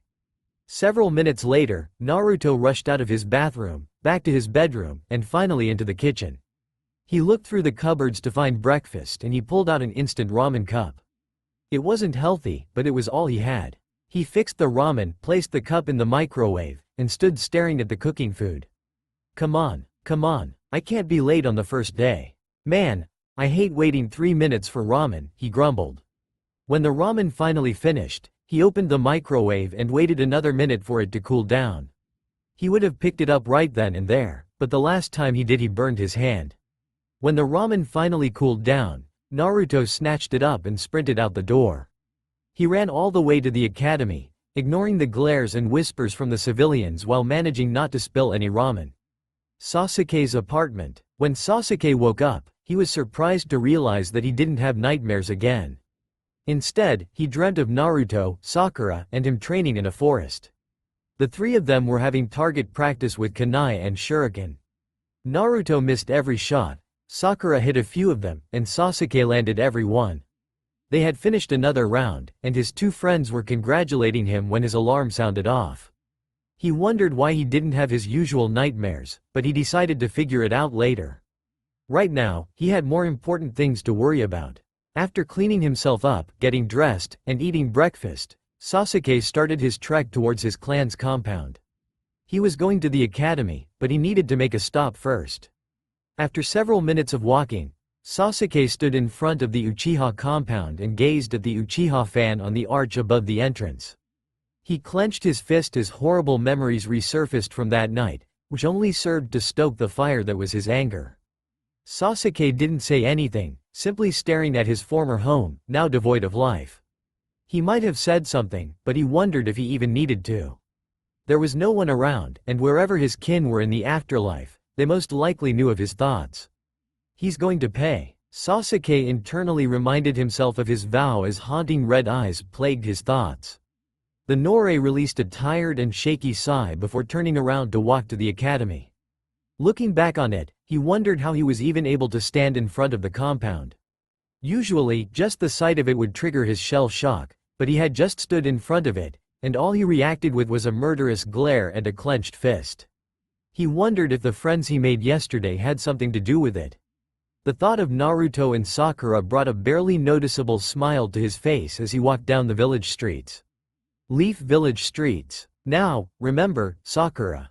This may be the ninja academy, but you're not going to become one. Understand? Mebuki told her daughter as they walked towards the academy. Yes, Mom, Sakura replied absent-mindedly. I don't want you coming home talking about being a kunoichi again, you hear me? Mebuki tried to tell her daughter. Yes, Mom, Sakura answered, though her mind was still elsewhere. You can participate in the spars to fit in, but your focus needs to be on getting closer to Uchiha-sama, Mebuki explained. She hummed. Her mother had been speaking about this for the past several minutes, but she barely paid attention. Talking with her mother on this topic always made her brain die, so she always distracts herself with her thoughts. This time, she thought about Hinata and Sasuke. Mebuki noticed that her daughter had a glazed look in her eyes. Sakura, are you listening? Sakura jumped at her mother's question. Oh yes ma'am, she lied. Then what did I just say? Her mother asked in suspicion. You were saying that I need to get closer to Sasuke, she answered smoothly. Huh. I guess you were listening, Mebuki stated in genuine surprise. You were staring off into space, so I thought otherwise. Don't do that again, she warned her daughter. Of course, Mom. I'm always listening, Sakura lied again. What's the point of listening? You were saying that all night yesterday. Of course, I knew what you were talking about. Inner Sakura ranted. When Sakura walked in the door yesterday, Mebuki bombarded her with questions about everything that happened between her and Sasuke. Sakura struggled but managed to answer all her mother's questions, and by the end of it, Mebuki was positively giddy. She gave her daughter a strong hug and told her repeatedly that she was proud of her. Sakura tried to be happy. She wanted to feel joy that her mother finally showed pride in her. But some part of her knew instinctively that this kind of pride wasn't right. It kind of freaked her out seeing her mother being so happy about her becoming friends with Uchiha Sasuke.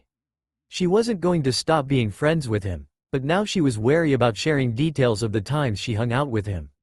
Good. I only want the best for you, so good on you for listening to me, Mebuki explained, knocking Sakura out of her train of thought.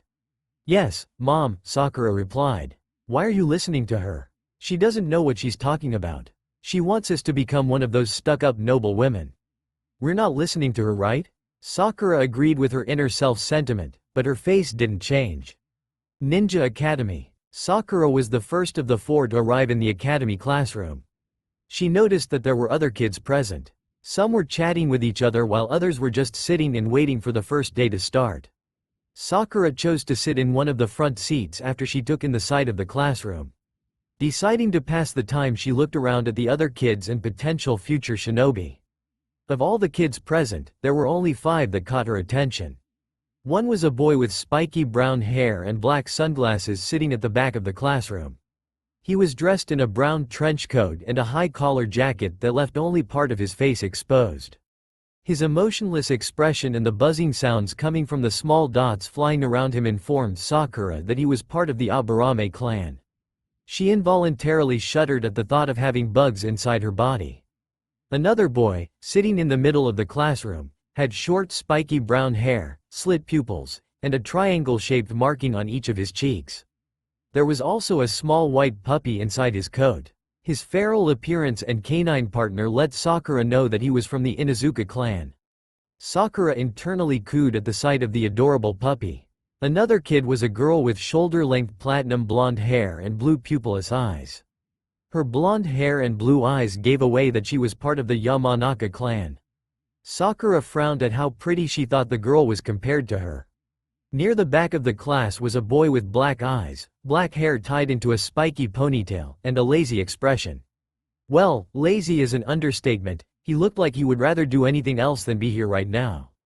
Sakura realized that he was from the Nara clan due to his pineapple-styled hair and lazy demeanor. Seriously, a cardboard cutout of the second Hokage would look more excited, Sakura thought in bewilderment. Finally, next to the Nara boy was a pleasantly plump kid with chestnut brown hair and pink swirl marks on his cheeks. He wore a green shirt with the kanji for food on the front and was also eating a bag of chips. His plump physique and jolly expression allowed Sakura to figure out that he was from the Akamichi clan. I shouldn't be surprised that he's eating right now, Sakura thought. Sakura snapped out of her thoughts when she saw a familiar face enter the classroom. It was Hinata. When she walked in, the class momentarily stopped to look at her, which caused her to grow a red hue on her cheeks. After a few moments, the class went back to what they were doing. Sakura waved at Hinata with a bright smile, and the shy girl waved back, but with slight hesitance, which Sakura noticed. The brunette quickly looked down after she waved and didn't look at Sakura as she made her way to the back of the classroom. The pinkette wondered if something was wrong, but she chalked it up to Hinata's shy nature. Sakura would have kept thinking about Hinata's behavior were it not for another familiar face that entered the classroom. This time all conversations stopped, and everyone turned to stare at Uchiha Sasuke. Sasuke just ignored the looks. Isn't that Uchiha Sasuke? A student muttered. Yeah, the last Uchiha is gonna be in our class, another student replied. I don't know why, but my parents said to be friends with him. Oh my god, Sasuke-kun's in our class, a fangirl squealed. This is great. I'm definitely gonna marry him, now. Another one proclaimed. Not if I get him first, the Yamanaka girl challenged. Sasuke's eye twitched. I knew this would happen. But still, he yelled in his head but kept a neutral expression as he tried to find a seat. He ignored all the girls begging him to sit by them.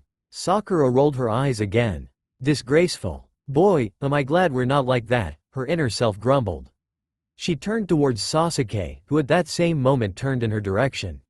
They locked their eyes for a split second, after which Sakura waved at him and he raised an eyebrow in return.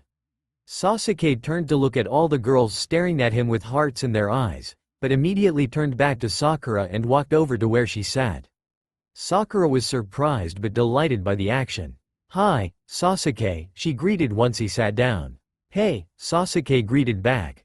He clasped his hands in front of his face with his elbows on the table and stared toward the front of the classroom. Sakura was put off by the change in demeanor from yesterday and voiced her displeasure. What's this all about? What's what? Sasuke asked in return. This, Sakura gestured to all of him. Why are you acting so? She tried to find the right word, edgy. Sasuke was a little irritated at Sakura's wording but still answered her. I'm trying to get them to back off. Sakura didn't have to be a genius to know who them was. If I act like I don't care about them, they'll leave me alone. Sakura thought it over and nodded, that makes sense. She turned around to see the fruits of Sasuke's labor but found that half of the fangirls were staring at Sasuke in wonder, and the other half was shooting venomous looks at her. She slowly turned back around with a slight frown. I don't think that's going to work, she whispered to him. All she received in return was a grunt. This exchange did not go unnoticed by Hinata. She knows Uchiha-san, she thought while gazing at Sasuke. She was initially apprehensive of him when he walked in due to the cold indifference of his expression. However, the look disappeared when he conversed with Sakura. She didn't know what to think of him but decided to wait to form an opinion of him. The exchange also didn't go unnoticed by the fangirls. Did you see that? That girl is talking with Sasuke-kun. Who does she think she is? She's not even that pretty. I mean, is that hair even real, or did she go to a candy shop and say, ooh, bubblegums would look great on my head? Don't even get me started on her big forehead. Sakura ducked her head low to avoid the glares directed at her. Why those little? Let me at him. I'll wring every last one of their necks. Inner Sakura shouted and made strangling motions with her hands. Both Hinata and Sasuke gave frowns when they heard the insults. The Norei even turned around and glared at his fangirls, who gaped when he did. Sasuke interpreted their gaping expressions as shock and horror, and he turned around with a smug smirk. Maybe that will get them to back off, he hoped internally. Unfortunately, the fangirls weren't hurt when he glared at them. They were happy that he even looked at them. All conversations stopped when the classroom doors opened to reveal two Chunin teachers. One had tanned skin, a scar across his nose, and his hair tied in a ponytail, and the other one had pale blue hair and a bandana on his head. Hello, class, the scar-nosed Chunin greeted the kids. My name is Amino Iruka. And I'm Toji Mizuki, the blue-haired man introduced himself. And we will be your Chunin instructors. By this point, all the students were seated and had their attention fixed on their sensei. Before we get started, I'm going to have everyone introduce themselves. If I call your name, please stand up and introduce yourself. Understand? Iruka asked. Yes, Iruka-sensei, the class replied as one, to which Iruka nodded. As Iruka went down the roll, everyone followed his instructions and introduced themselves. To Hinata, Sasuke, and Sakura, 5 individuals caught their attention. Which made sense since they were all part of Konoha's clans except the Senju. Aburame Shino, the trenchcoat-wearing boy in the back stood up when Iruka called his name. My name is Shino. I am from the Aburame clan. I like interacting with insects and discovering new insect species. I hope to become a proper leader for the Aburame clan in the future. Most of the class squirmed in disgust when he said that he liked bugs, but Shino ignored it. He and the rest of the Aburame clan were used to the way people viewed them. Akamichi Choji, the pleasantly plump kid, who was still eating his chips, introduced himself. My name is Munch Akamichi Choji. Munch I like food Munch and my friend Munch Shikamaru. After his simple introduction, Choji sat back down and continued to eat his chips. Most of the class found it odd that the boy didn't stop eating to introduce himself. One of them even commented, "Man, what a fatso." Choji's eyes lit up with fury, and he whirled around to the student who commented. "Don't call me fat," he roared, making the boy cower in fear and waking his sleeping friend. It took the two sensei and Shikamaru to calm him down, and once he did, Iruka continued to call the roll. Haruno Sakura. Sakura stood up and faced the class with a bright smile. She gave another wave to Hinata, who waved back before she introduced herself. My name is Haruno Sakura. I like reading. Anything pretty much, but I really like reading about the great kunoichi of our village, and I want to become a kunoichi as great as them. She sat down with the smile still on her face, pleased at her introduction. Most of the class simply nodded at her greeting and waited for the next person to be called. Pink-haired Sasuke Stealer. Sakura felt her eye twitch at that comment, and her smile slipped a little bit. She heard Sasuke give out a grunt, and though he didn't say anything, she knew that the feeling of annoyance was mutual. Hyuga Hinata. Hinata's nerves got the better of her as she stood up, and everyone's eyes on her did not help either. She could barely manage to say the first word. Most of the class stared at her with weirded out looks, and conversations rose throughout. Hinata felt her face heating up and her hands trembling. All the internal begging for her hands to stop shaking went ignored by her body. Hinata was so focused on her trembling hands that she didn't notice someone right beside her until they placed a hand on her shoulder. The brunette jumped at the contact but relaxed when she realized who it was. "It's okay, Hinata," Sakura reassured. "Just say your name." Sakura's presence brought Hinata a sense of comfort, and her shaking died down. Giving her friend a small nod, she turned back to the rest of the class and stuttered out, "My name is Hyuga Hinata." After her short introduction, she sat back down with a beet-red face, refusing to look at anyone. "That was great, Hinata," Sakura told her friend, and a small smile grew on the brunette's face. When the pinkette left to head back to her seat, Hinata found herself missing her friend's presence, even though she was only a few rows in front of her. Sasuke turned to Sakura with a questioning gaze once she sat back down in her seat. "Does she always act like that?" "Yeah, she's a little shy," Sakura explained. Sasuke raised an eyebrow. A Hyuga that was shy. Now that was interesting. A few moments later, Sakura realized what she had done, and she covered her mouth with a beet-red face, much to Sasuke's confusion. Inuzuka Kiba, the feral boy with the puppy on his head, stood up this time.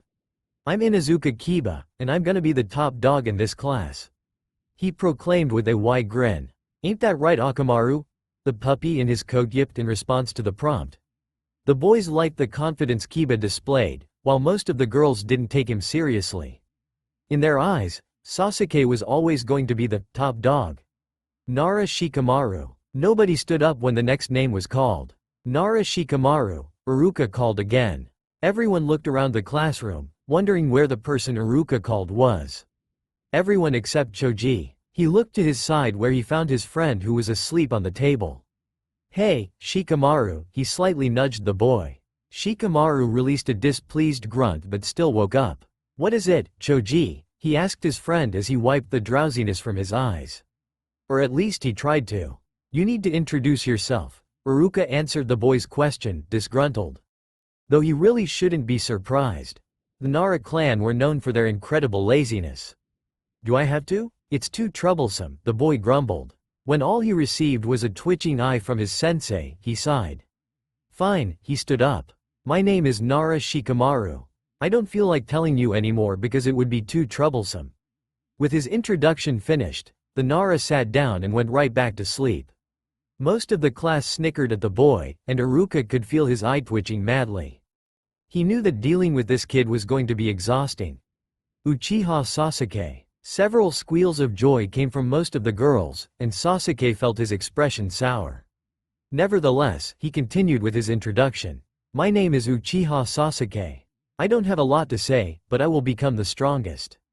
I have to." He whispered the last part to himself as his fists clenched. Most of the class stared at Sasuke in awe, and the fangirls gave him adoring shouts of, "Sasuke-kun is so cool tilde." This time he was able to completely ignore them. Only a few people noticed the dark look on Sasuke's face. Sakura and Hinata were two of them, and they frowned as they watched the brooding Uchiha. Sakura knew that this wasn't just part of his act, and Hinata recognized the look in Sasuke's eyes from her cousin Neji. Uzumaki Naruto. The name caught both Hinata's and Sasuke's attention, and they looked around to find the whiskered boy. They didn't see him, however. Sakura grew curious when she saw this and wondered who this Naruto kid was, and why he wasn't here. "Uzumaki Naruto?" Iruka called out again when he didn't receive an answer. "Where's Naruto, Naruto-kun?" Sasuke and Hinata asked in their heads respectively as the class joined them in looking for him. The class wondered if maybe he was asleep like the Nara, but that wasn't the case. He simply wasn't in the classroom. Iruka hummed and went back to his clipboard. "I guess he's not he was cut off when the door slammed open." Everyone turned their heads to see who had just entered the room. It was the boy in question, and he was panting like he had just run a marathon. "I'm here, don't start without me," he begged as he tried to get his breathing under control. Both Iruka and Mizuki narrowed their eyes, Mizuki more so, when they saw who it was. They both knew about this boy, but they did their best to fulfill their duties as sensei. "I presume you're Uzumaki Naruto," Iruka rhetorically prompted. Naruto finally gained control of his breathing, and he beamed at his sensei, "Yep. Great, Mizuki grumbled irritably. Iruka didn't notice the tone in his partner's words, but Naruto did, and frowned in response, but didn't look at his sensei. Glad you made it, Iruka stated in as professional a manner as he could muster. Would you like to explain to me why you are late on the first day of class? I was having a dream, Naruto responded. The class went silent for several moments trying to process the words that came from the whiskered boy's mouth. Iruka stared at Naruto, wondering if this was some kind of joke. However, Naruto was dead serious. You were late, because you had a dream? Iruka couldn't keep the bafflement out of his tone if he wanted to. Naruto nodded his head. Yep, and it was a good one, too. Probably the best one ever. There wasn't just ramen, my friends were in it, too. Iruka, along with Mizuki and the rest of the class, continued to stare at the boy in disbelief. The sensei rubbed his forehead in irritation but tried to keep up his professional demeanor. Well, Naruto, we're having intro. Sasuke. Naruto unknowingly interrupted his sensei when he noticed his black-haired friend. He darted over to the Uchiha and planted his hands on the desk. You didn't tell me you were in the academy. Sakura was put off by the boy's exuberance, but Sasuke just smirked. You didn't either. This is gonna be so cool. Naruto was vibrating in excitement, and Sasuke couldn't help but feel the same. Hey, we should fight when they have spars. You really think you can take me on? Sasuke met the challenge in kind with a larger smirk. Yeah, I'll take you on anytime. Naruto grinned. Sakura could have sworn she saw lightning flashing between the two's eyes. Naruto. Iruka shouted, finally ripping the yellow-haired boy's attention away from the Nore. What do you want? Naruto whined, causing Iruka's forehead to pulse violently. You need to introduce yourself, he forced out through gritted teeth. Oh, all right, Naruto shrugged and left to the front of the class. He stood in front of the board and grinned at the entire class. My name is Uzumaki Naruto, and I'm gonna be the Hokage, he shouted with complete conviction. Sasuke raised a brow in curiosity. Hokage, huh? Interesting, he thought. Sakura, however, was baffled by the declaration. This idiot wants to be Hokage? She wondered internally.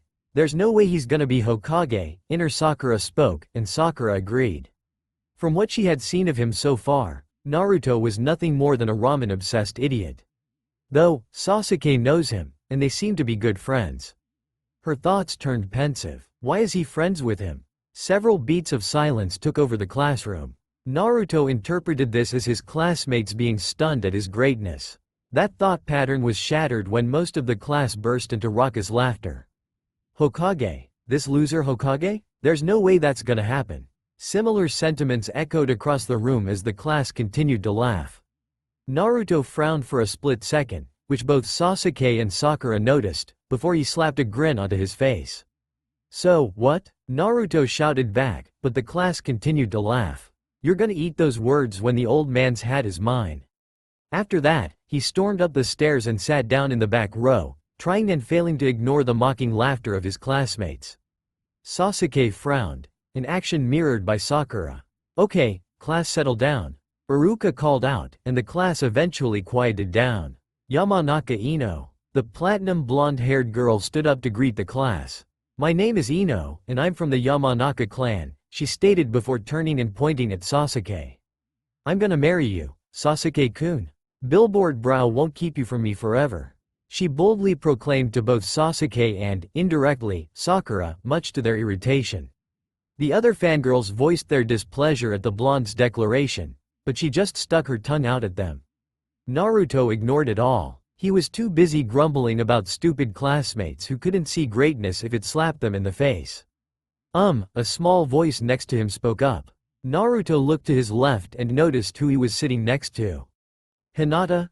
He asked in surprise, realizing that he was sitting next to his blue-haired friend. Hi, Naruto-kun, Hinata greeted. We're in the same class? That's awesome, he cheered.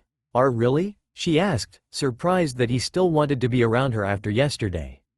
Yeah, we're friends and we're in the same class, so the academy is gonna be awesome, he proclaimed with a big grin, and Hinata allowed a small smile to grow on her features. Hey, Naruto, Iruka called out. What? Naruto asked back, irritated that his conversation was interrupted. Can you be quiet? I'm trying to explain what you all will be doing in the academy, Iruka demanded. Hinata and Naruto finally noticed that the entire class was staring at them. Most with irritation, two with curiosity, and one with restrained hate. She's friends with her, him, too? Both Sasuke and Sakura wondered in their heads. Sorry, Iruka-sensei, Naruto muttered with a sheepish grin while Hinata tried to bury herself in her jacket. As I was saying, Iruka started, and explained to his students about everything they were going to learn in the academy. Academy training grounds. It was lunchtime, and all the students rushed outside to find good places to eat with their friends. Naruto dragged Hinata by her hand over to an open bench. Sakura followed them, and Sasuke tried to follow them, but his fangirls kept hounding him. Eventually, he managed to give them the slip and sat down with the other three. The main four sat in the order of Hinata, Naruto, Sasuke, and Sakura. So, how have you all been? Naruto asked. I have been fine. Hinata managed to only stutter once in her reply. It's been okay, Sasuke responded, then his face soured. Though, I wish the fangirls would leave me alone. Naruto looked around and noticed that all the other girls were staring at Sasuke with hearts in their eyes. He also noticed that some of them were shooting Sakura dirty looks. He frowned. Why? Sasuke looked at Naruto in confusion. What do you mean, why? They all like you. Isn't that a good thing? I even heard them saying that they loved you, Naruto asked. Well, Naruto-kun, Hinata spoke up, and he turned his attention to the brunette. They say that, but that's not how they really feel. Naruto still didn't understand, as evidenced by the confusion on his face. What she means is they don't actually love him. They don't even know him, so how would they? Sakura explained, finally speaking to the other boy. Ah, I get it. Naruto nodded his head when he finally understood. By the way, who are you? I'm Haruno Sakura, Sakura introduced herself. How do you know Sasuke-kun? We went to eat ramen yesterday, Sasuke explained. It was really good, and the man and his daughter were nice. Yeah, Tsuchi Gigi and Ayame-chan are awesome, Naruto beamed with a genuine smile. One that was infectious to the others. And the ramen was good just like always. He's addicted to ramen in case you didn't know, Sasuke told the girls. No, I'm not, Naruto protested. I mean with how much you seem to love it I think Sasuke-kun is right, Sakura responded, though she had a small grin on her face. She ignored the whiskered boy's indignant squawk and asked her other question, and how do you know Hinata? Oh? Naruto snapped out of his indignation to answer her. I met her yesterday. Some bullies were picking on her, and I stepped in to help, he explained as he punched his palm with a fist. Someone was bullying you? Sakura asked in surprise. Yes, Hinata mumbled dejectedly. He street stepped in to save me, but the bullies just beat him up instead and left me alone. If those stupid jerks didn't leave, I would have shown them what for, Naruto grumbled. This caught Sakura's interest. Maybe he's more than just a ramen-obsessed idiot, inner Sakura wondered. How do you know Hinata and Sasuke? Naruto asked this time. I met Hinata yesterday out in the supermarket, Sakura answered. I was walking around, and I bumped into her on accident. She turned and addressed the other girl. Sorry about that by the way. It's okay. It was an accident, Hinata reassured her again. As for me, we ran into each other yesterday, Sasuke answered this time. You mean you ran into me? Sakura grumbled, and the Nore had the decency to look ashamed. Why were you running that fast anyway? She asked. Sasuke's embarrassment faded, and he stared off with a vacant expression. The abrupt change in demeanor caught the other three off guard. I had to get away. All three of them didn't know what he meant by that, but only Hinata and Sakura realized that it was a touchy subject. Get away from wa? Naruto started to ask but cut himself off when Hinata grabbed his arm and shook her head. Sakura also nonverbally told him not to broach the subject. Naruto finally got the message and dropped it. Sue, Sakura drawled, desperate to fill the awkward silence that settled over the group. Unfortunately, her mind was blanking on what to talk about. What do y'all think of the academy? Naruto asked, and Sakura mentally thanked him. I think it's cool that we're learning to be ninja. I can't wait until we become ninjas and use cool jutsu and go on awesome missions and rescue princesses. He voiced his excitement with stars in his eyes. I think you're getting ahead of yourself. Sakura tried to rein in his excitement. It's gonna be several years before we're official ninja. But I can't wait to be a kunoichi either, She admitted the last part after a short pause.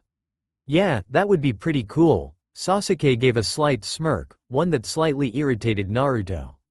What's with the smug smile, Sasuke? Naruto demanded. I'm just saying that it's pretty cool, he answered coolly. Oh, you know you're just as excited as I am to be a ninja, Naruto dramatically pointed at him. Sasuke didn't respond for several moments, and Naruto grew a grin on his face. The Norei turned his head to the side away from the other boy. Shut up, loser. What did you say, jackass? Naruto shouted. Both boys stared each other down with challenging gazes. All the while, Hinata and Sakura had nervous beads of sweat running down their heads. Weren't these guys best friends just moments before? And was that lightning flashing between them? Abruptly, they turned away from each other with a humph, and both the girls sighed in relief. I'm not sure if we should be happy to go on missions. Everyone turned to Hinata after she spoke. The attention startled her, but she kept speaking her point. Going on missions like the ones where we're protecting princesses seem pretty dangerous, she brought up.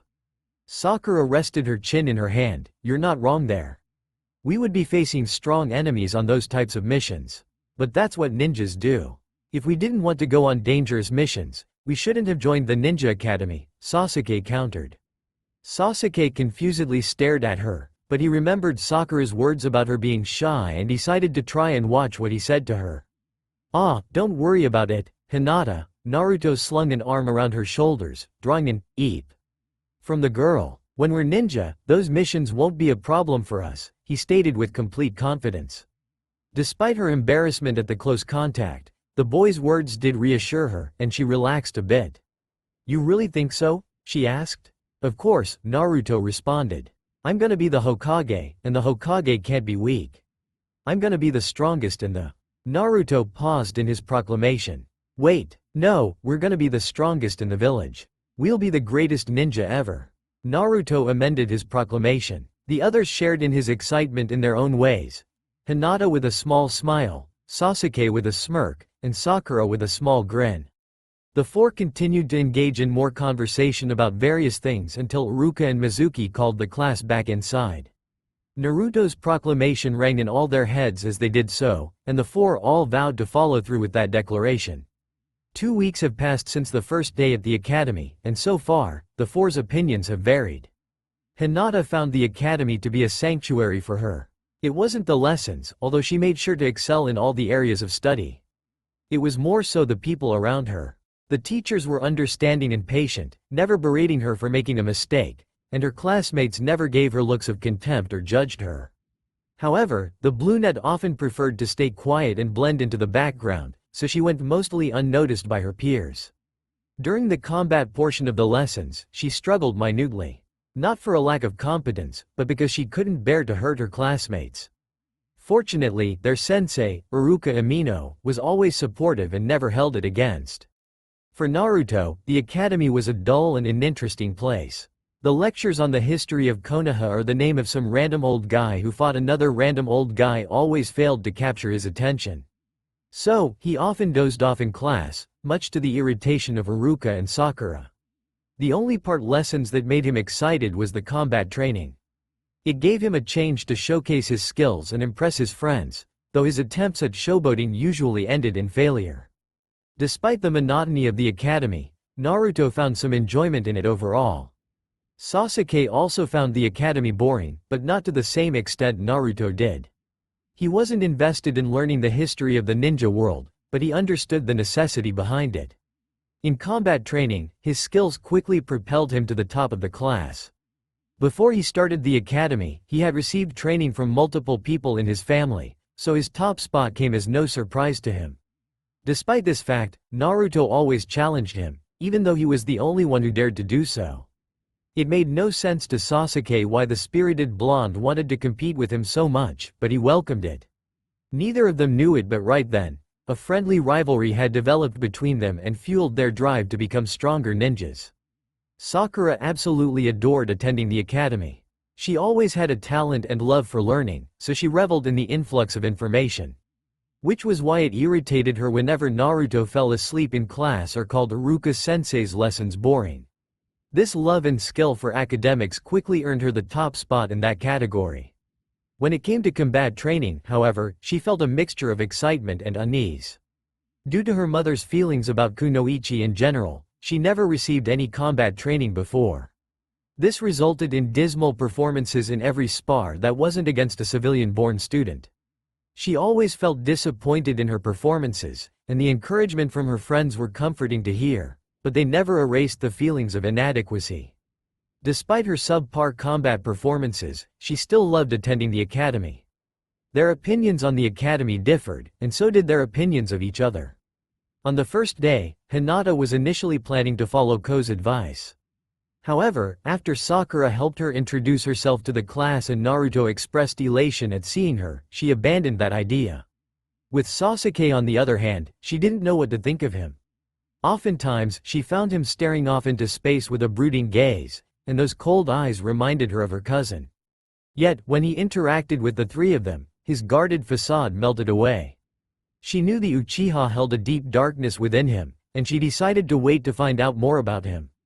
Naruto was grateful that Hinata and Sasuke were in the same class as him. Without them, he would have surely skipped out on Iruka's boring lectures. He found Hinata's timid demeanor a little weird, but also kind of adorable, and he liked challenging Sasuke to random and ultimately pointless contests. He even enjoyed spending time with Sakura despite her constant scolding of him, their unfamiliarity with each other. Sasuke held a similar opinion to Naruto on the academy, though he wouldn't have skipped school even if his friends weren't in the same class as him. He would never admit it aloud, but he also enjoyed the pointless challenges him and Naruto often engaged in. He also enjoyed Sakura's determination and sometimes fiery spirit in becoming a kunoichi, nothing at all like his fangirls. Hinata, however, was a mystery to him. Her meek and quiet demeanor was nothing like any of the other Hyugas that he'd seen, and it confused him. He couldn't understand why his friends enjoyed spending time with her, but he decided to give her a chance, regardless. Sakura reveled in the atmosphere of the academy, and the solace she found just being around her friends made it even better. She enjoyed the tranquilness that both Hinata and Sasuke brought to her. It was a welcome respite from her overbearing mother. Naruto, on the other hand, always managed to rile her up with his unpredictably chaotic energy. Despite that, she couldn't help but wonder if there was more to him than his brash exterior. There must be a reason why Hinata and Sasuke chose to befriend such a delinquent, and she vowed to find it out. Their opinions varied, but they all subconsciously agreed that spending time with each other made their experience at the academy 10 times better. Ninja Academy. End of the school day. Another day at the academy had finished, and all the students and the two teachers stared filing out of the classroom. Hinata, Sasuke, and Sakura were about to follow suit until Naruto called out to them. "Hey, guys," Naruto called out, drawing their attention. The three turned to face him, curious about what he had to say. "What is it?" Sakura questioned. "Do y'all want to hang out somewhere after this?" Naruto suggested. Sasuke and Sakura gave thoughtful looks at the invitation, but Hinata seemed unsure for some reason. Everyone else had cleared the classroom, and now it was just them. Iruka noticed them staying behind, but he decided to give them some privacy, having overheard the topic of conversation. Mizuki attempted to usher them out of the room, but Iruka stopped him, much to his hidden irritation. "I wouldn't mind it," Sasuke responded. "Me neither, just let me tell my mom first," Sakura stated. With their confirmations, Naruto turned his attention to Hinata, who still appeared hesitant. The blonde's face fell when he saw this, and a thought entered his mind. "Do you not want to?" he questioned in a small voice. Upon hearing the question and the quiet tone in his voice, Hinata shook her head vehemently. "No, that's not it. It's just..." The brunette turned her gaze to the floor. "My family doesn't think very highly of you. They say you're a troublemaker, and to stay away from you or I'll bring more shame to the clan." Naruto's own gaze lowered as Hinata continued to speak. He let out a sigh of resignation while Sasuke and Sakura exchanged looks of concern. "You know, I noticed that the adults don't really like you that much," Sakura stated. "Even my mom told me to be wary around you." Sasuke narrowed his gaze and thought. "Do you know why that is? Maybe you went too far with one of your pranks. But that seems too small of a reason for the way they treat you." He muttered the last part to himself, but the others heard him. "It's not that," Naruto clarified. "The adults always didn't like me, even before I started pulling pranks. Ever since I can remember, they've ignored me, insulted me, and gave me those looks." The blonde let out another sigh. "I don't know why they don't like me." I asked the old man about it, but he just said, "People are afraid of what they don't understand, whatever that means." The other three gave Naruto looks of sympathy. Hinata and Sakura's hearts went out to him. Sasuke's heart did the same, but he also wore a thoughtful frown. People fear what they don't understand. What does he mean by that? Is it like how the villagers thought of the Uchiha clan before? Sasuke stopped his train of thought before it could spiral any further. "Naruto." Sasuke spoke up, gaining the other three's attention. "I've known you for a little while now. You're energetic. A bit annoying, and a downright idiot sometimes." Naruto's brow twitched. Sakura shot him a glare, and Hinata frowned slightly. "But you don't deserve people looking at you like you spit on them." "I don't care what the adults think, I'm not leaving you alone no matter what." Naruto's heart skipped a beat when he heard those words. He looked up at Sasuke and saw him giving one of his signature smirks, but this one felt warmer. "I agree," Sakura chimed in, her eyes filled with warmth. "You're a bit of a troublemaker, but you're not a bad person. Even if my mom says no, I'll still come and hang out with you." "It won't be the first time we disobeyed mother," inner Sakura spoke. Feeling overwhelmed by the support of his friends, Naruto's heart skipped multiple beats when Sakura's words reached his ears. He turned his gaze to her and found her also giving him a big smile. Even when Naruto shifted his gaze to her, Hinata almost faltered at the hope in his eyes, but she managed to compose herself enough to say her next words. Even if it goes against the CL clan, I still want to keep seeing you." Her cheeks reddened with embarrassment, but she remained steady in her declaration. Naruto's heart was now hammering inside his chest. In that moment, surrounded by the support and loyalty of his friends, he felt more loved and cherished than he'd have his entire life. The smile that grew on his face would forever stay in the other three's memories. It wasn't just his face, whole body radiated pure joy that outshone the afternoon sun. The other three could practically see the sorrow leaving his body. Naruto almost broke into tears, but he managed to hold them back, not wanting to seem weak in front of his friends. His voice cracked, and he cleared his throat to compose himself. "Thank you, guys. Don't mention it, loser." Sasuke threw a good-natured jab at him, and the whiskered boy didn't feel like responding like he usually did. "Okay," Sakura spoke up, addressing the group this time. "So back to the first topic, me and Sasuke want to hang out with you, and Hinata, you want to go but you don't know if your family will let you." "That's correct," Hinata nodded, her eyes flickering with uncertainty. "Why don't you just ask?" Naruto suggested. "I did consider that, but I don't know if that will work," Hinata muttered. Sasuke leaned against a wall and crossed his arms over his chest. I don't think they'll say yes, but it beats sitting around and wondering." Hinata still seemed hesitant, so Sakura stepped in to ease her worries. "What if we went with you?" The brunette perked up at that suggestion. "Would that help?" Hinata thought it over. If she went by herself, she might struggle to even get her first word out. Then her father's patience would run thin, and he'd send her away before she could ask for permission. Having her friends with her might help in that regard. "Yes, Sakura-san, that would help." Hinata nodded her head, and Sakura smiled. "So, how about it?" Sakura turned and posed her question to the boys. "You want to go to the Hyuga compound?" "Yeah," Naruto proclaimed with hesitation. "Sure," Sasuke replied nonchalantly. "And besides, even if they say no, I'll just sneak you out," Naruto added with a mischievous grin. "Naruto, the Byakugan allows the Hyuga to see through walls with 360-degree vision. You're not going to sneak in there," Sakura explained, baffled that Naruto would even suggest such a thing. Naruto threw up his hand and literally waved off Sakura's words. I've snuck in there before. I can do it again." "You have?" Sasuke and Sakura exclaimed in baffled unison. Even Hinata stared at him with wide eyes. They were skeptical, but the tone with which he spoke was different from his other boastful proclamations. "Yeah," Naruto grinned in pride. "I had to prank one of the old dudes cause he pushed me into a wall for not knowing my place." Naruto formed quotation marks with his fingers and mimicked the voice of that particular Hyuga elder. "All I did was walk in front of him, and he lost his mind.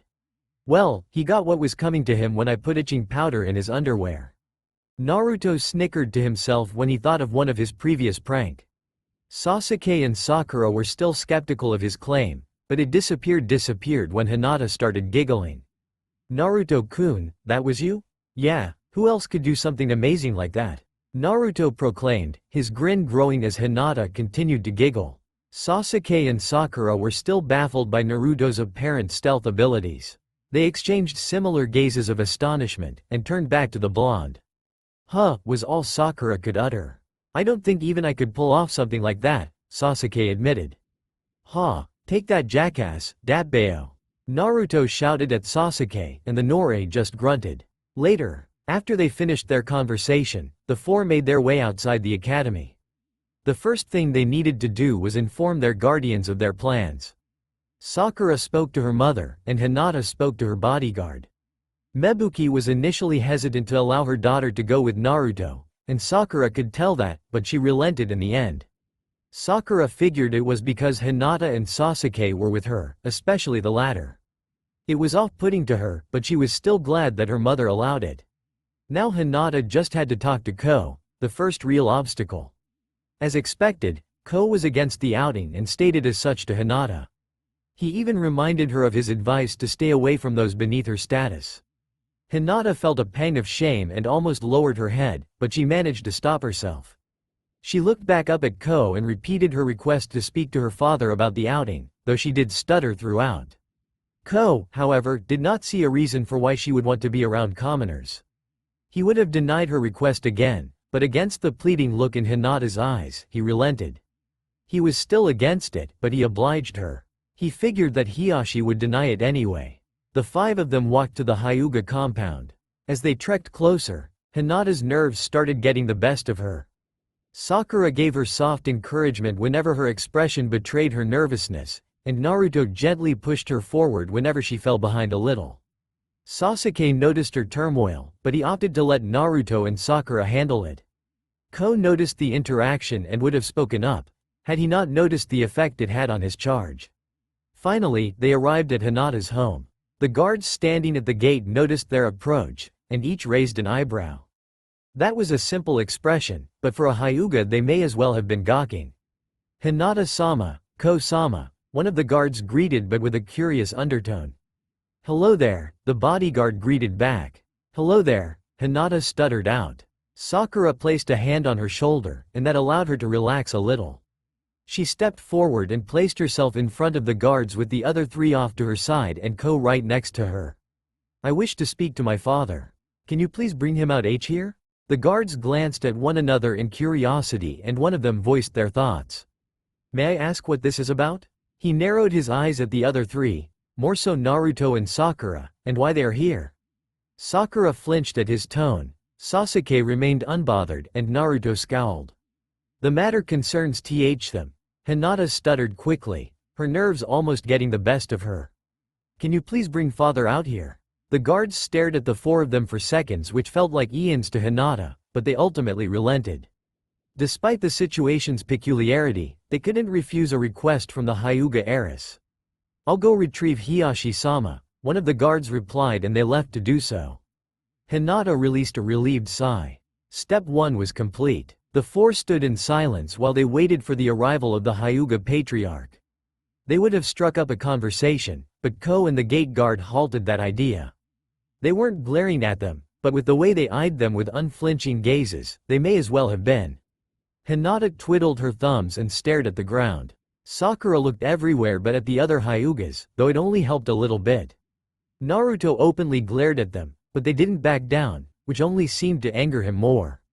Only Sasuke remained unbothered. He stared back at the Hyugas with indifference, though the minute twitching of his hand betrayed his irritation.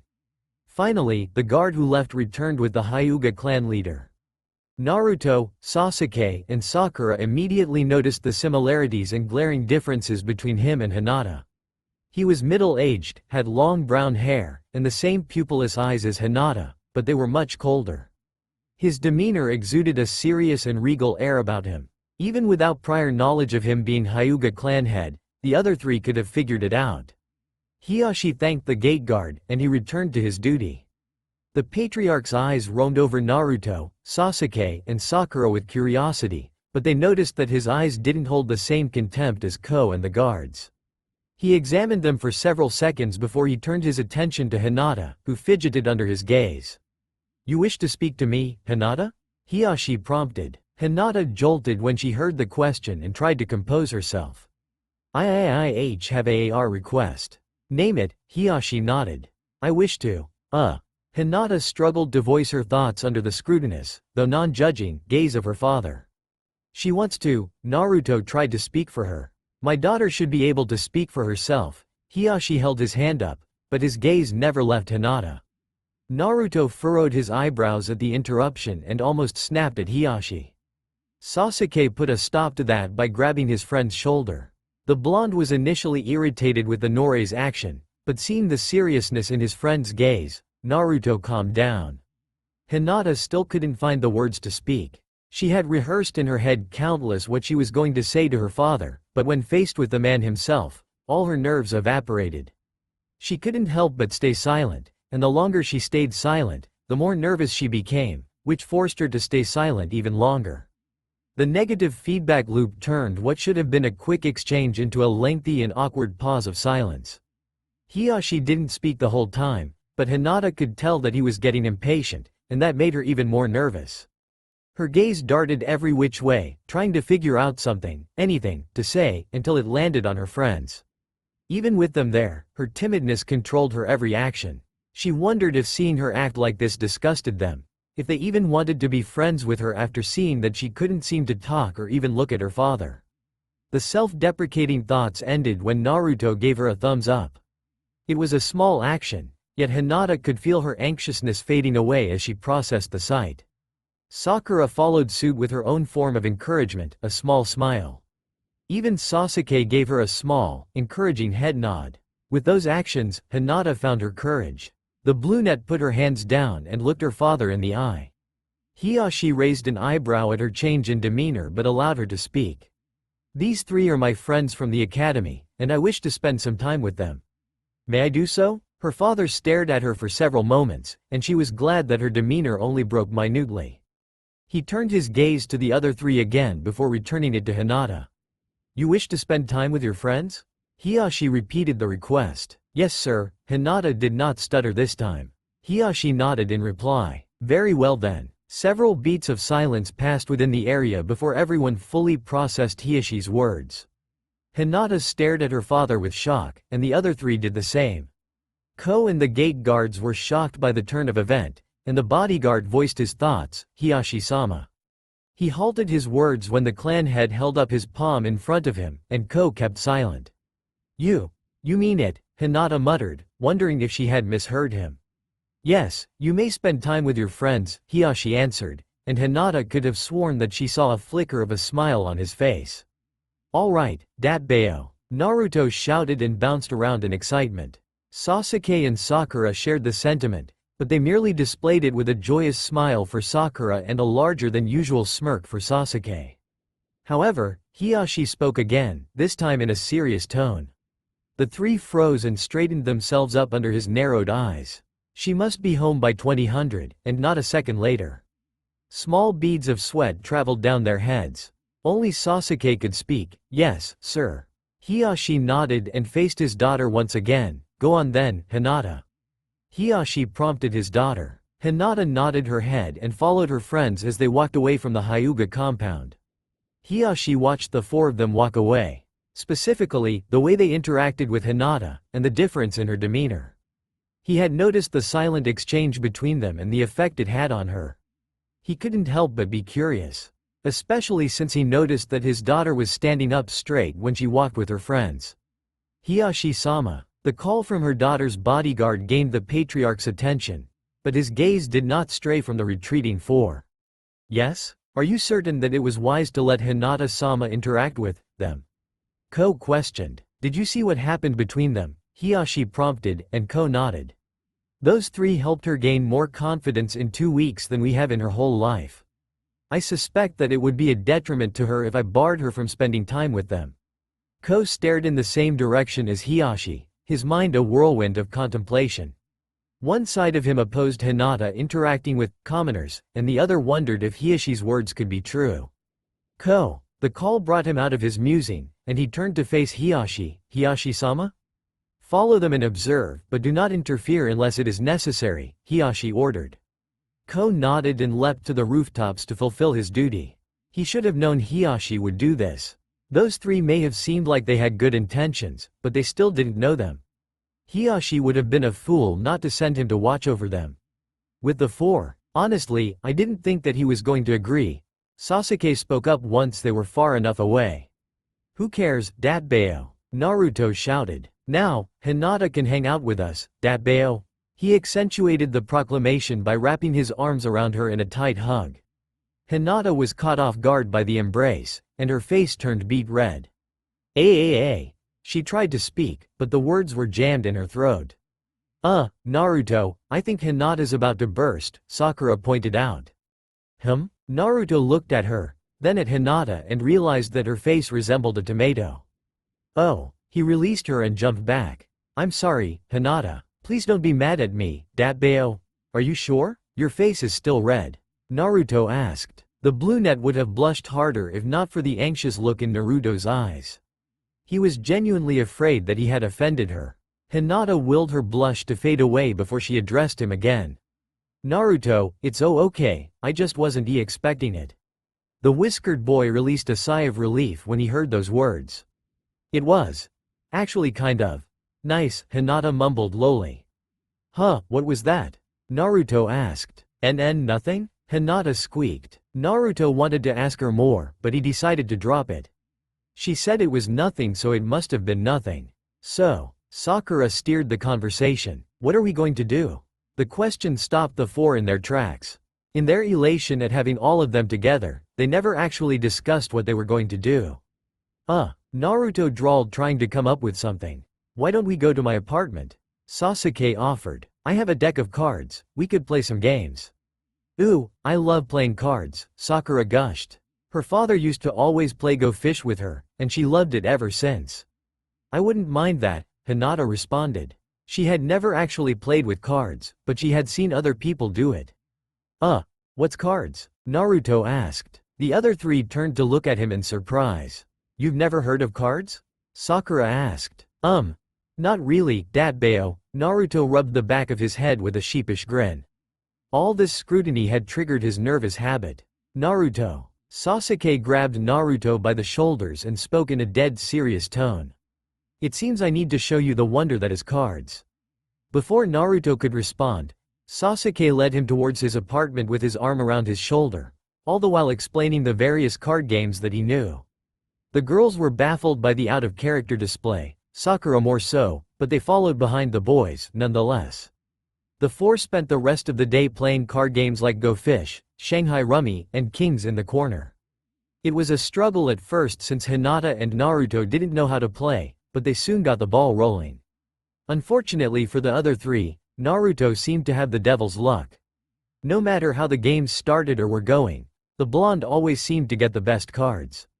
Sasuke and Sakura even tried to team up against him, but their alliance failed miserably. Overall, the experience was fun, and playing cards at Sasuke's house into the early evening became routine for the quartet. Minutes quickly turned into hours, and the guests in Sasuke's apartment had to leave to go home. Hinata had left with her bodyguard and Sakura had left by herself, so it was just Naruto and Sasuke there. The two of them stood in the living room in awkward silence. For several minutes, the only sound was the retreating footsteps of their friends. I guess I should go home then, Naruto spoke up unsurely. Yeah, Sasuke replied, just as unsure as his friend. Well, Naruto slowly walked toward the front door and opened it. I'll see you tomorrow, Sasuke, he waved.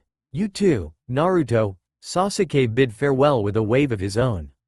The blonde shut the door, and now it was just Sasuke in his apartment. Silence once again permeated the apartment as Sasuke stood alone facing the front door. The space suddenly seemed bigger and emptier than before, and Sasuke knew exactly why. The Nore released a deep sigh and turned to go take a shower, attempting to wash away the deep-seated emptiness plaguing his body. Knock knock. Or he would have, were it not for the knock on his door. He turned back around and opened it to find out who was there. Much to his surprise, it was Naruto, and strangely enough, he refused to meet Sasuke's eyes. "Naruto?" he questioned his blonde friend. "Can I stay with you?" Naruto quickly shouted to rip off the band-aid that was his question. That was the last thing that Sasuke expected to come out of Naruto's mouth. He wondered if he had misheard him. "What? I don't want to go back to my apartment," Naruto explained. "There's no one waiting for me there, and I hate it. Being with you guys and playing cards, it's been the most fun I've ever had in my life. I don't want it to end. I don't want to be by myself again." The request had caught Sasuke completely off guard, but he still listened to it. He noticed that his friend's body language was less exuberant than he usually was. He avoided eye contact, his hands were shaking, and he spoke in a low tone. Sasuke also realized how much he agreed with the blonde's reasoning. He didn't want to be in his apartment by himself anymore either, so he understood the sentiment. "Sure." Naruto released a disappointed sigh. "Yeah, I figured you wouldn't want." "Wait, what did you say?" Naruto processed what Sasuke said halfway through speaking. "You can stay here," Sasuke stated. Naruto couldn't contain his immense amount of joy, and he leapt forward to wrap Sasuke in a lung-crushing hug. "Thank you. Thank you. Thank you," he shouted to the heavens over and over. "Naruto. Air. Need it." Sasuke struggled to get out. Naruto realized that he was suffocating his friend and released him. "I'm sorry," he apologized. "It's just." Naruto couldn't verbalize his thoughts, he was vibrating with too much energy. "Yeah. I get it." Sasuke spoke through pants as he tried to gain control of his air, though he did smile at his friend. "I'll go get my stuff." Naruto spoke and ran off to do just that. "I'll see you in a bit," he called back. Sasuke watched the happy blonde retreat for a few moments before he closed the door behind him. "Hey, wait up. I'll help you out," he called as he followed, deciding not to just sit by and wait. With Sakura, some weeks later, another day at the academy passed and the four decided to spend the rest of the evening at one of Naruto's favorite places, Ichiraku's Ramen. Teuchi and Ayame were surprised at first to see that Naruto was friends with a Hyuga and an Uchiha, but they adjusted fairly quickly. Sakura could see why Naruto loved it so much. The food was delicious, and the friendliness of the ramen stand workers made the atmosphere homely. They even treated Naruto like a human being, so that immediately put Teuchi and Ayame on the other three's list of favorite people. The quartet had engaged in menial conversation for almost an hour, even after they had finished their ramen. Most of the topics concerned the Ninja Academy, though at one point Sakura attempted to explain to Naruto why eating 5 large bowls of ramen was not healthy. Thankfully, she had help from Hinata in that regard, so Naruto resolved to eat just 4 large bowls of ramen. Baby steps. Eventually, it was time for the four to head home, and Sakura did just that. She idly watched Naruto and Sasuke leave in the same direction and remembered that they were living together. It surprised her and Hinata to learn about that, but they saw no problem with it.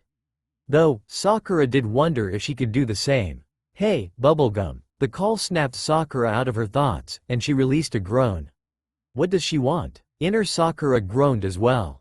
She knew who it was, one of the people who constantly antagonized her. She looked to the side and found 3 girls her age glaring at her. "What do you want, Amy? We got something to say to you." Amy, the purple-haired girl at the center, responded. The glares of the 3 girls made Sakura nervous, so she tried to turn and walk away. Unfortunately for her, the trio were not about to let that happen. Amy ran up, grabbed Sakura by the shoulders, and threw her into a nearby alleyway. The other 2 girls pinned her arms against her side and held her against a wall. "Hey, let me go!" Sakura shouted and struggled against her captors, but they ignored her pleas and held firm. "Why does Sasuke-kun like you?" Amy started to rant. "You're not even pretty. You have a big forehead and pink hair. Why would he choose you over me?" Sakura minutely scowled at the insults toward her. "Amy, we're not a couple. We're just friends. And we're only 8. We're too young for that." Sakura tried to explain as she continued to struggle against Ami's friends. Amy, however, did not want to hear it. "Shut up. You hang out with each other all the time, and he constantly ignores me. If I try to talk to him, he just blows me off." "Why?" Amy wasn't even focused on Sakura at this point, she was just ranting into the air. "Maybe because I don't shout." Sasuke-kun, every 5 minutes, Sakura retorted under her breath. Amy, however, heard it and rewarded her reply with a slap. The action shocked Sakura, and she stopped struggling momentarily. Her widened eyes found purchase on the angry, purple-haired girl. "You don't deserve Sasuke-kun," Amy shouted in Sakura's face. Then, she turned toward a nearby trash can and picked it up. "Hey, what are you doing?" Sakura restarted her struggle to shake off her captors, but it was to no avail. At the last second, Ami's friends released Sakura and moved out of the way. Sakura could only watch in horror as Amy lifted the trash can over her head and dumped the contents all over her. The pinkette covered her face to prevent anything from getting into her mouth, but that was all she could do. She almost threw up at feeling all the disgusting contents falling on top of her. Once the trash can was empty, Amy placed it down. "There, maybe that'll teach you to stay away from Sasuke-kun." The girl mocked and took a moment to admire her work with a nasty smirk. "Let's go." Amy walked out of the alleyway, and her two friends followed her. Sakura stood in the alleyway in complete shock. She had known that Amy was mean, but she never thought that she would stoop so low. She looked over herself at all the disgusting contents covering her body. Rotten food, bugs, and old tissue paper covered her from head to toe, a gooey substance coated her hair, and she smelled horrible. Her current state, the insults, and the threat to stay away from Sasuke all took some moments to set in for her, and once it did, Sakura slid down the alley wall and cried. Hours later, Sakura knocked on the door to her home with a depressed gaze in her eyes. The shocked and disgusted stares from the civilians barely crossed her mind on her trek home, though she did wonder if this was anything like what Naruto went through. It didn't take long for her mother to open the door. "Sakura, where have you? Oh my god. What happened to you?" Mebuki cut herself off mid-rant once she finally processed Sakura's state. "Never mind that, get inside. I'm gonna clean you up." Sakura, acting on autopilot, followed her mother's directions. Mebuki gave her daughter a bath for almost 30 minutes, making sure that she was well and truly deep cleaned. Once that ordeal was over, the two of them sat on the younger girl's bed, Sakura, wrapped in a towel curled up into a ball, and Mebuki, sitting right beside her. "Sakura," Mebuki prompted, and the pink-haired girl turned her head to look at her mother. "What happened?" Sakura curled deeper into a ball before she explained what had happened to her. The pinkette was crying throughout the explanation, and her mother wiped away her tears as they came. "Oh, Sakura," Mebuki soothed and gave her daughter a deep hug, one with all her love and affection. "I'm so sorry that happened to you." Her daughter embraced the warmth she provided and allowed herself to relax. "Don't listen to them, those girls are just jealous." Sakura looked up at her mother with confused eyes. "What?" she asked. She had a feeling what her mother was talking about, but she didn't want to assume. In life, you're going to encounter people who hate that you're successful and they don't. They may tell you that they liked you better when you were worse off. Ignore them. Don't sacrifice your happiness to appease people who don't care about you. Mebuki tried to reassure her daughter. Don't let them discourage you. Just keep getting closer to Sasuke. You'll be glad that you did in the future. Do you understand? But Sasuke and I aren't together, Sakura tried to explain. Now you're not, but things can change, Mebuki responded. But, Sakura, Mebuki cut her off, and her tone shifted from caring to stern. Just do what I'm telling you. You'll be glad you did. Understand? Sakura realized that she wasn't going to get through to her mother, so she just nodded her head. Yes ma'am. Good, Mebuki nodded, released her daughter, and stood up from the bed. I'll be in the living room. If you need anything, just let me know. With those parting words, Mebuki closed the bedroom door and left Sakura in the room. For several minutes, Sakura sat on her bed, deep in thought. At first, she knew that her mother was trying to be comforting and that she wasn't necessarily wrong, but only for the first half of what she was saying. Her mother may have been trying to reassure her, but it didn't work. She looked at her nightstand and noticed a picture of her and her dad. He was carrying her on his shoulders, and they were frolicking like no tomorrow. The Sakura in the picture seemed much happier than she was in the present. Feelings of longing plagued her thoughts as she stared at the picture for what seemed like hours. She wondered what her dad would say if he were here. Probably something like, "You can't let them get away with that, you gotta get payback." The image made her smile. The next day, the morning trudged along like mud for Sakura. She dragged her feet while getting ready and heading to the academy, even when her mother was pushing her along. She just didn't have the energy for it. This led to her being late, but she didn't care. Iruka was concerned about her out-of-character behavior, but she didn't want to talk about it. Sakura didn't sit next to her friends like she usually would, opting to sit in the back and make herself as small as possible. Even when Naruto called out to her in front of the class, she ignored him. She noticed her friends staring at her from time to time but didn't focus on them. She just didn't feel like interacting with them. Sakura idly noticed Amy and her friends smirking at her, and she quickly looked away. Though, she could still feel their glares of victory piercing into her back. The day continued to drag on for Sakura, with her staring off into space and ignoring Iruka's lecture. It felt like an eternity had passed before lunchtime arrived. She waited until Amy and her friends left well before her, when the classroom was almost empty, before attempting to leave the classroom. She was hoping to eat her lunch alone in silence, but that idea was halted when Naruto suddenly appeared in front of her. "What's going on with you?" Naruto demanded with a frown and furrowed eyebrows. Hinata and Sasuke stood off to Sakura's side, their attention firmly placed on her. Sakura looked away and tried to walk around him, but he moved to block her path. When she tried to move to the other side, he did the same thing. "Please move out of my way, Naruto," she asked. "No," Naruto denied. "Something's off about you, I can feel it. What is going on?" Sakura could feel guilt eating away at her, and the concerned gazes from Hinata and Sasuke made her feel worse. She knew that they deserved an explanation, but stubbornness and hesitancy kept her from acting on it. "Naruto, I'm fine. Get out of my way," she responded again, this time with more bite in her tone. Naruto noticed the shift, but he kept pressing.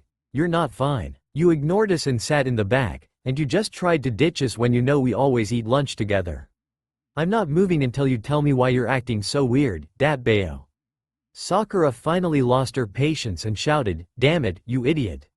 I said get out of my way." She immediately regretted her action when the other three flinched back in shock, especially Naruto, who wore a hurt expression. "I'm sorry," Sakura whispered as her shoulders slumped, exhaustion permeating her body. No one spoke for several moments, until Sakura felt a hand on her shoulder. She turned to her side and found Hinata. "Sakura-san, we're just worried about you." The guilt had increased in intensity, and now she seriously regretted the way she acted today. She looked to the side and found Sasuke giving her a concerned look. "I think we should tell them," inner Sakura encouraged. Sakura finally realized that keeping it all in wasn't helping anyone, and her friends didn't deserve to be ignored. "Fine, I'll tell you," she sighed deeply. Several minutes later, Sakura stood in front of her three friends after explaining yesterday's events. Hinata had a solemn look in her eyes. Sasuke had a blank look on his face, and Naruto was staring at the floor with a scowl. "Sakura, I'm so sorry," Hinata comforted with a hand on the pinkette's shoulder. Sakura accepted the attempt at reassurance by nodding and placing a hand over Hinata's. "I thought ignoring them would get them to leave us alone," he spoke up. Everyone turned to face him except Naruto, who was still staring at the floor. "But I was wrong. I don't think it was your fault, Sasuke-san," Hinata spoke this time. "Yeah, but I still could have done something about it," Sasuke responded. He addressed the pinkette this time, "Sakura, if anyone else bothers you, tell me, and I'll do something about it." "I'm here, too, Sakura-san," Hinata reinforced Sasuke's reassurance. Sakura was grateful for the support, and the exhaustion weighing her down had lessened. She realized that Naruto hadn't spoken, and she gave him her attention. "Naruto?" Sakura addressed him. Naruto raised his head and locked eyes with Sakura. "I think I found the next victim for one of my pranks." Sakura was baffled by the out-of-place comment, and she wondered why he was thinking about pranks. But the seriousness in his eyes stopped her short, and she decided to give him the benefit of the doubt. "Why are you thinking about pranks?" she asked. "No, I'm serious. This isn't just for fun. We can't let them get away with this, or they'll be bothering you all the time. I can't leave you out to fend for yourself," Naruto explained himself.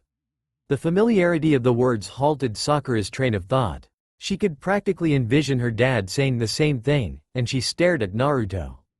The pinkette shook her head to get back on track once she realized she had been staring, and she gave Naruto's words some thought. Pulling a revenge prank would certainly get across the message to not mess with them again, and Naruto was the king of pranks in Konoha. The reasoning was surprisingly sound, especially coming from Naruto. Sakura lifted her head up and looked back at Naruto to ask, "Okay, what should we do?" The acceptance of his proposal put a devious grin on Naruto's face. "I got the perfect plan," he stated before he explained what it was. Later, once the academy let out for the day, Naruto, Sasuke, and Sakura started on the plan to revenge prank Amy and her friends. Hinata, unfortunately, opted out, stating that being seen pulling a prank would not bode well for her considering her status. The other three accepted her decision, though Naruto did grumble a bit at her being left out. Step 1. Preparation. In the middle of lunch, Naruto left for Sasuke's apartment. Once there, he prepared 20 balloons filled with a special slime substance of his creation. His friends had questioned him on how he made that, but he just stated, "That's a secret," with a cheeky grin. Once he was done, he put the balloons in a bag and carried them with him across the rooftops before placing them in a safe spot near the academy. Iruka inevitably found him and dragged him back to the academy, but Naruto was already done. Step 2. Observation. Naruto, who was now carrying the balloon bag, Sasuke, and Sakura followed Amy and her friends as they walked to wherever they were trying to go. The three of them needed to wait until Amy and her friends were alone to avoid others getting caught in the crossfire. Once the three girls were alone, they acted. Step 3. In action. "Okay, let's do this." Naruto shouted and opened the bag of balloons. He handed the first one to the pinkhead and told her, "Here, Sakura, you should throw the first one." "Me?" Sakura questioned. "Yeah," Naruto responded. "They hurt you, so you should throw the first balloon." Sakura stared at the balloon in her hand before looking back to Naruto and nodding, "Okay. And remember, look at what you're trying to hit and then throw it," Naruto tried to advise. Sakura stared at Naruto with furrowed eyebrows, obviously. "What?" Naruto squawked indignantly at the bite in her tone. "Sakura." The pinkhead turned her attention to Sasuke. "I think he means focus on what you're trying to hit, and then let your body follow through," he elaborated for Naruto. "Oh, okay. Thanks guys," Sakura responded and readied herself with the balloon primed for tossing. Sakura looked down to focus on the current bane of her existence walking down the street and talking casually with her friends. She thought back to all the things she said, what she did, the effect it had, and it all served to anger her. She hated that, for a moment, Amy succeeded in coming between her and her friends, and her expression shifted to match her emotion. Naruto and Sasuke saw her face shifting to a dark look, and they took a step back in unison. Remembering to follow her friend's advice, Sakura stared right at Amy, and she channeled all her anger into the hardest throw she had ever made. The girl didn't know what hit her. "Gah!" Amy cried out when something smacked her face, and a slimy substance covered her head and shoulders. Her friends behind her halted in shock at what just happened. "What the? Ew! What is this?" The girl tried to wipe the slimy substance off herself, but she couldn't. The slime was sticking to her. "Alright, Sakura-chan, you got her right in the face," Naruto shouted in joy. Amy turned her head to look up at the voice and found the annoying blonde kid from her class standing on a rooftop. She initially thought that he threw the balloon, until her eyes focused on the pinkhead three friends standing on a rooftop, with Sakura standing in a pose with her hand out forward. Sakura and Amy stared each other in the eyes for several moments before a large, open-mouthed grin formed on the former's face. "Payback," she shouted at the top of her lungs. Realizing the culprit, a scowl formed on Ami's face. "Why you?" Her statement was cut off when another balloon splattered onto her torso. This time it was thrown by Naruto. Another balloon hit her shoulder. Then another balloon was thrown. And another. And another. Soon, the three friends pelted Amy all over with slime-filled balloons. The girl kept her hands up to block the projectiles, but it didn't do much to help. Her friends weren't spared by the onslaught. They, too, tried to cover themselves, but it was to no avail. The assault soon ended, and the three could finally relax as much as they could. They lowered their arms to examine themselves, and the sight was not pretty. They were doused from head to toe in green, smelly slime. Their clothes were soaked, and it was all in their hair. Barely any parts of them were clean. They were in states similar to how they left Sakura. Amy looked up at the rooftop and found Sakura giving her a victorious grin. She gave Sakura the most venomous glare she could muster, and almost shouted back at her, were it not for Sasuke stepping forward and catching her attention. Amy was initially shocked at his presence, having not noticed him before. Then, she realized that he was also throwing balloons at her, and it broke her heart. "Sasuke-kun, how could you?" Amy cried out in shock and hurt. The cry, however, did not faze him. "Let me be as clear as I can," Sasuke started, and the three girls were taken aback by the seriousness in his voice. "I don't want to date you. I never have, and I never will. Plus, we're only 8. But, Sasuke-kun," Amy was near crying at this point as she tried to cut in. And Sasuke, however, wasn't having it. "I have bigger things to worry about, and even if I was interested in dating, I wouldn't pick any of you 3 even if you were the last girls on Earth. I always ignore you, but you can't get it through your thick skulls. So, now I'm just gonna say it, I'm not interested." It was as if Ami's whole world shattered. Dreams of a wonderful life with her crush dissolved into dust, as she took in Sasuke's words. They were never getting together, and there was nothing she could do about it. She could see it in his eyes. Any more attempts would be mercilessly shot down. Tears blurred her vision of the 3, and she ran away bawling her eyes out, her friends, in the same state, following close behind her. "Wow," Sakura nodded as she followed the retreating 3 with her head. "I had no idea you could be so harsh." Sasuke grunted. Ignoring them wasn't working, so I decided to just come out and say it. He then turned to the Pinkette. "Do you think I should have gone easier?" "No, it's not that. I was just pointing that out." She waved off with both hands, and the Nore nodded. "Man, I almost feel bad for them." Naruto crossed his arms. Sakura turned to look at Naruto, and he turned to meet her eyes. They stared at each other for several moments before a grin formed on the blonde's face, a similar one forming on the Pinkette's. "Almost," they said in unison, before laughing with each other. Sasuke snorted along with the 2 but did nothing more than that. Naruto and Sakura breathed large sighs once their laughter died down, and the 3 of them stood in silence. "You good now, Sakura-chan?" Naruto suddenly asked her. The question caught her off guard, and Sakura soon realized that the heaviness that permeated her was gone. She felt lighter and refreshed. Much more so than after she talked with her mother.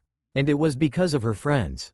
Not one of the 2 people who brought her into this world, but the kids she met on the day before the academy. They did what her own mother couldn't. Sakura looked up at her 2 friends and sent them the brightest smile they had ever seen her wear. That smile would stay in their minds for years to come. "Yeah," Sakura breathed out. "I'm good." 2 weeks have passed since the first day at the academy, and so far, the 4's opinions have varied. Several days later, Sasuke's apartment. Naruto and Sasuke were in his apartment cleaning up the cards and freshly used eating utensils. The 4 had just finished another night of playing cards at Sasuke's house, and now it was time to wind down. The girls had to leave to return to their homes, and that left Sasuke and Naruto to clean up after everyone. Sasuke gathered up the scattered playing cards from the table with a slight miffed expression on his face. "I swear I'm going to figure out how to keep winning," Sasuke vowed as he shot a narrowed glance at Naruto, who was in the kitchen washing the dishes. Naruto simply shot Sasuke a cheeky grin. "It's all skills, Sasuke." The blonde's eyes sparkled with satisfaction as he watched the Nore's eyes twitch. "You had a 4 of a kind 5 times in a row." Sasuke shot back. "How is that even possible?" "Don't hate me cause I'm beautiful," Naruto fired back, his cheeky grin never faltering. Sasuke just grumbled as he continued to clean up the cards, and Naruto went back to washing the dishes. Silence, beside the sound of clanging dishes, filled the apartment. As Sasuke moved to pick up more cards, he noticed a familiar beige jacket lying on the floor. He realized that it was Hinata's and that she must have forgotten it. "Hey, Naruto," he called out to his friend as he picked up the jacket, and Naruto turned his head from where he'd been doing dishes. "I'm going to head to the Hyuga compound. Hinata left her jacket here. Do you want me to come with you?" Naruto offered. "Nah, I'm good." Sasuke declined the offer, as he walked over to the door with the jacket over his arm. "Besides, it's your turn to do dishes, and that's gonna take all night." "Hey," Naruto called back at the barb, "I'm not that bad." Sasuke shot him a dull glance as he gestured to the sink. "You've been washing that same plate for the past 5 minutes. Naruto looked down and realized that this was in fact the same plate from 5 minutes ago. He looked at the sink and saw that there were a bunch more dishes that needed to be clean. Shut up, he grumbled as he continued his task. With an eye roll and a smirk, Sasuke headed out the door with Hinata's jacket secure in his grasp. The cool evening air gently washed over his skin as he made his way through the quiet streets on Konoha. His presence garnered attention and gossip, but he ignored it all as usual. Soon Sasuke found himself at the gates of the Hyuga compound. Uchiha-san, one guard greeted him, curious at his presence. Hinata was already home for the night, so there was no apparent reason for Sasuke to be there. What brings you here? Hinata left this behind. I just came to return it, Sasuke explained and held up the jacket over his arm. The guard nodded and took the jacket off of Sasuke's hands. Of course, I will make sure to give it to Hinata-sama. The guard turned around to fulfill his designated task, leaving Sasuke and the other guards standing at the gate. With that, Sasuke's own task was done. He bade the other guard a curt nod and turned around to return to his apartment.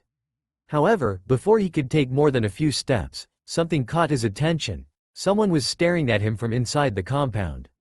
It was a boy, slightly older than him, with similar physical features and attire as the other Hyuga. However, this boy had bandages covering his forehead, making Sasuke wonder if he bore an injury or a scar. The intensity of the boy's scrutiny was unnerving as it pierced through him. Sasuke turned away to continue on his path. Hey, Uchiha. However, just as Sasuke thought he could leave without any further interaction, he heard a voice calling out to him. With curiosity getting the better of him, the Norei turned around and was unsurprised to find the older boy standing not too far away. His eyes were narrowed in a condescending glare that ignited a sense of anger within Sasuke. You're colleagues with Hinata-sama, are you not? The boy stated rather than ask, his tone dripping with superiority. Yeah, Sasuke replied without hesitance. He assumed that everyone in the village knew about their four-way friendship, so there was no point in keeping it hidden. HMPH, the boy hummed, unimpressed. That's no surprise. What's that supposed to mean? Sasuke narrowed his eyes, not liking the implications behind the older boy's words. I'm simply stating that it's unsurprising that Hinata-sama chooses to associate herself with you, that civilian girl, and the village pariah. The older boy had mirth dancing in his eyes as he talked, and it grated on Sasuke's nerves. She's always been a disappointment, this is nothing new. The insults toward him and his friends did not go unnoticed, but he managed to keep his composure. Turning around, he resumed his talk back to his apartment, refusing to give the boy the satisfaction of getting a rise out of him. Has what I said angered you, Uchiha? Amusement was evident in the older boy's voice, and it served to further irritate Sasuke. I am merely stating the truth, and I'm not the only one who sees it. Hinata is not fit to lead the Hyuga. Her association with you people only further proves her incompetence. Sasuke had to clench his fists at his sides to resist the urge to go over and punch the boy's lights out. Fortunately, the logical side of his brain won the war in his mind. He knew that acting on his wounded pride would only cause problems for Hinata. And judging by the older boy's stance and how easily the insults left his mouth, he was stronger than him. If there was an altercation, Sasuke would most likely lose. With a clenched jaw, Sasuke continued on his way back to his apartment. He could feel older boy's lingering gaze stabbing into his back, but he willed himself to ignore it. As he trudged through the village streets, those words echoed inside his mind, and it put a lot of things into perspective. Hinata was an enigma to him. She was shy, timid, and hesitant to speak her mind, nothing like the other Hyuga he had seen in passing. The stark differences always intrigued, but he knew nothing of what to do about it, so he resorted to just accepting it. This encounter, however, answered a lot of his questions, but raised more? How long had Hinata been negatively viewed by her family, and was she doing okay? He needed to talk to her tomorrow morning. Sasuke was so caught up in his thoughts that he didn't register his arrival back inside his apartment until Naruto called his name. Sasuke? Is everything good? You look pissed, Naruto explained his observations. Sasuke blinked back into focus, finding Naruto standing in front of him. He initially thought brush it off, but seeing the earnest concern in Naruto's visage, but he changed his mind. Sasuke sighed, it's Hinata. Naruto perked up, but the Norei continued nonetheless. While I was over at the compound, I ran into this boy. He just said some things about us. Naruto narrowed his eyes in curiosity. What did he say? So, Sasuke recounted the older boy's harsh words. Throughout the explanation, the Nore watched as the blonde's face shifted from curiosity to anger and finally to protectiveness. Emotions that mirrored how Sasuke was feeling himself. By the end of the explanation, Naruto wanted to storm down to the Hyuga compound to dish out the worst prank he could think of. But Sasuke managed to rein him in. However, they both agreed that they needed to do something, and they agreed to discuss what they heard with Hinata and Sakura the next day. The next day, Ninja Academy training grounds. The afternoon sun cast a bright glow over the academy grounds as the main four sat at the academy training grounds after the school day had passed. The boys had informed the girls of their need for discussion, and the girls obliged their request even though they were confused themselves. Especially Hinata, who throughout the day had noticed the boys shooting her concerned glances. The afternoon sun cast a warm glow overhead as silence engulfed the four. Heavy anticipation engulfed Hinata as she watched the four boys grappled with themselves on how to start the conversation. Sakura could tell the same, and they both decided to allow the boys all the time they needed to think. Finally, Sasuke took a deep breath and shifted his gaze to Hinata, who sat up at the action. Yesterday, when I went to return your jacket, I ran into someone outside the compound. Anxiousness gripped Hinata's heart as she listened to Sasuke speak. She had a suspicion of who he was talking about based on conversations she overheard from her family the night before. He was an older boy, looked kind of like your father, and he said some things about us, but he also said some things about you, Sasuke continued. Hinata's shoulders sagged as she realized exactly who he was talking about. Sakura observed this and placed her hand on Hinata's shoulder to offer her any support she could, which the brunette was grateful for. Usually, I just ignore it, but he seemed really close to you, and I thought that maybe he was your brother. It made me wonder why your brother would be saying those things. Sasuke noticed the effect his words were having on Hinata, but he continued his explanation. He also mentioned that a lot of people in your family felt the same way. Hinata's posture had fully slumped, her hair shadowing her eyes, as waves of self-loathing overcame her entire being. Sakura squeezed her shoulder tighter, attempting to break Hinata out of her thoughts, but her action failed.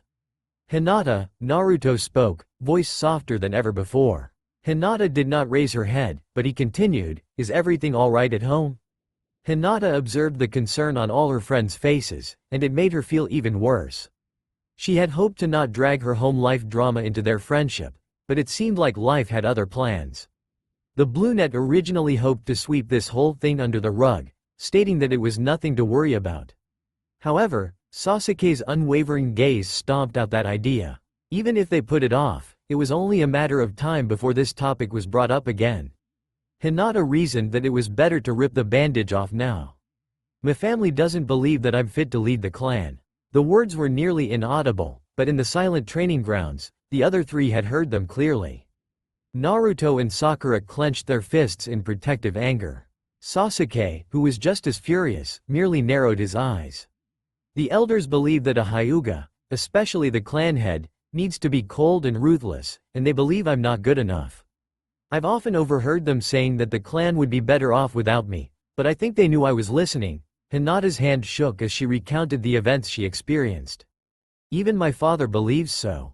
He's not harsh like the elders, but I know how disappointed he is in me. The only people who didn't think the same were my sister and my mother, but my mother's not here anymore, and I don't get to see Hanabi a lot.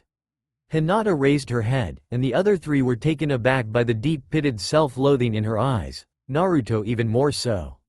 Sasuke-san, she addressed the Nore. The boy you saw yesterday was my cousin, Neji, and he's right. Everyone in my family thinks I'm weak. I'm nothing like the other Hyuga. I can't even fight my sister when we spar. Some of them don't say it, but I know they think I'm worthless. Hinata's state of distress had caught Naruto and Sakura flat-footed, and they simply stood there in front of the depressed Hyuga. Neither of them knew how to comfort their friend, and it pained them exponentially. Sasuke, on the other hand, listened to every word with as calm a mind as he could. It was a tall task because he was inclined to storm over to the Hyuga compound and beat up this Neji kid, yet he managed to hold himself back. However, he couldn't simply stand there doing nothing. He believed that he needed to do something, and fortunately, his mind conjured an idea that just might work. Sasuke moved forward to stand directly in front of Hinata. The brunette didn't look up at him at first, but his next words forced her to. "Spar with me." Hinata's head snapped up to meet Sasuke's calm expression. "What?" Sasuke didn't even blink. "Spar with me." Before Hinata could question him again, Sasuke grabbed her hand and started dragging her over to the sparring circle. Naruto and Sakura exchanged surprised glances, also being caught off guard by the action. "Wait, Sasuke-san. I can't do that. I'm." Hinata stammered, but Sasuke wasn't listening. He continued dragging her until he placed her on one side of the circle, and he walked over to stand on the other side.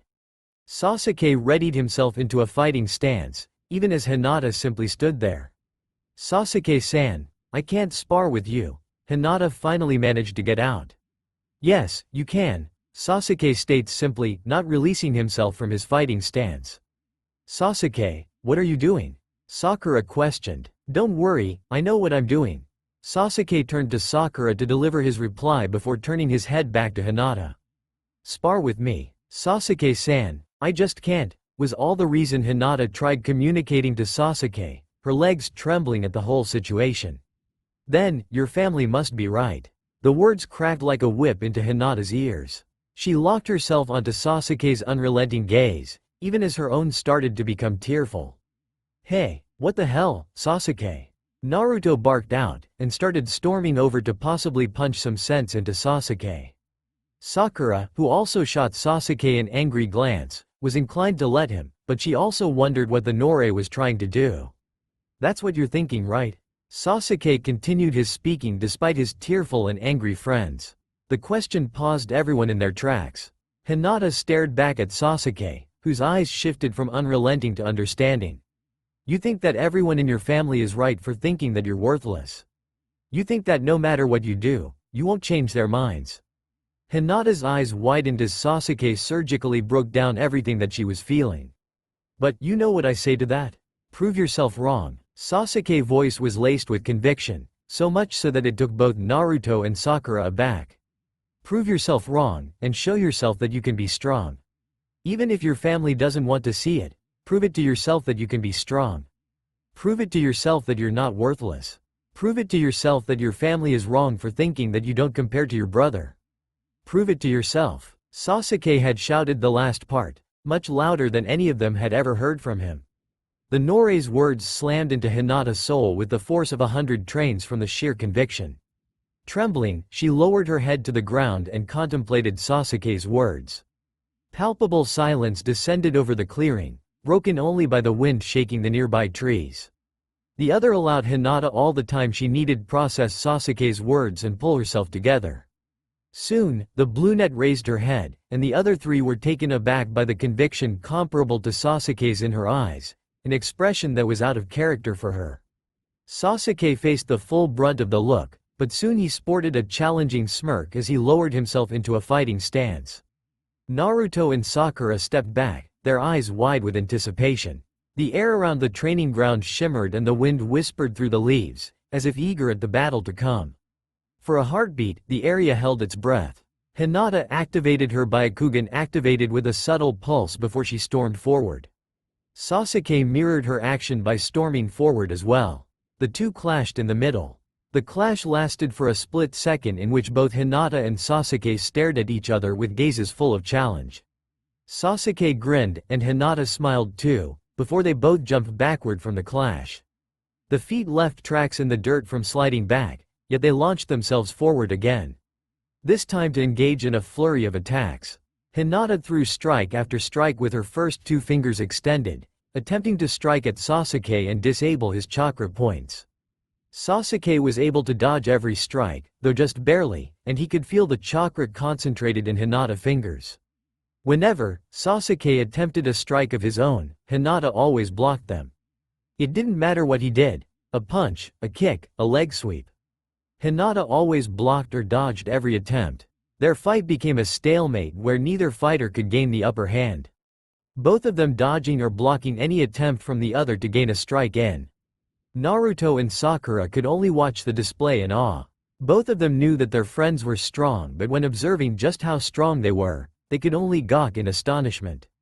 They felt an immense surge of pride. For Hinata and Sasuke, the entire world faded out of existence for them.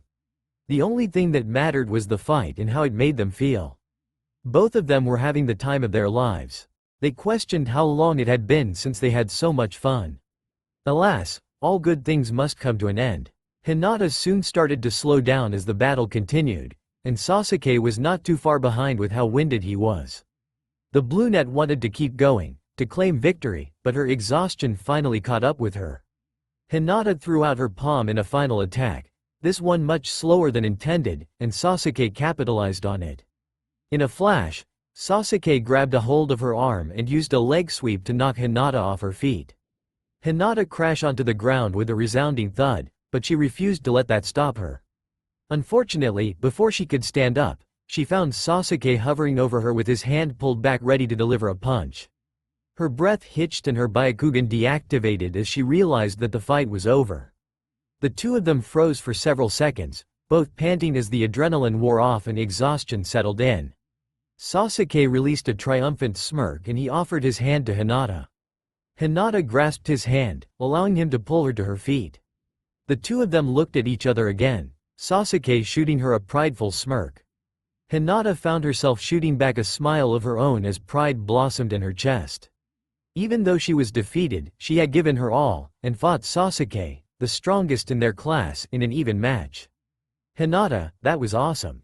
The brunette in question was soon wrapped in a bone-crushing hug and spun around by the energetic blonde.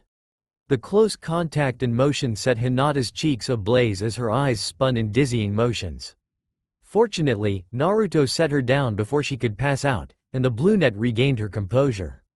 She looked back at the blonde, and the prideful grin he sent her almost sent her back into a blushing mess.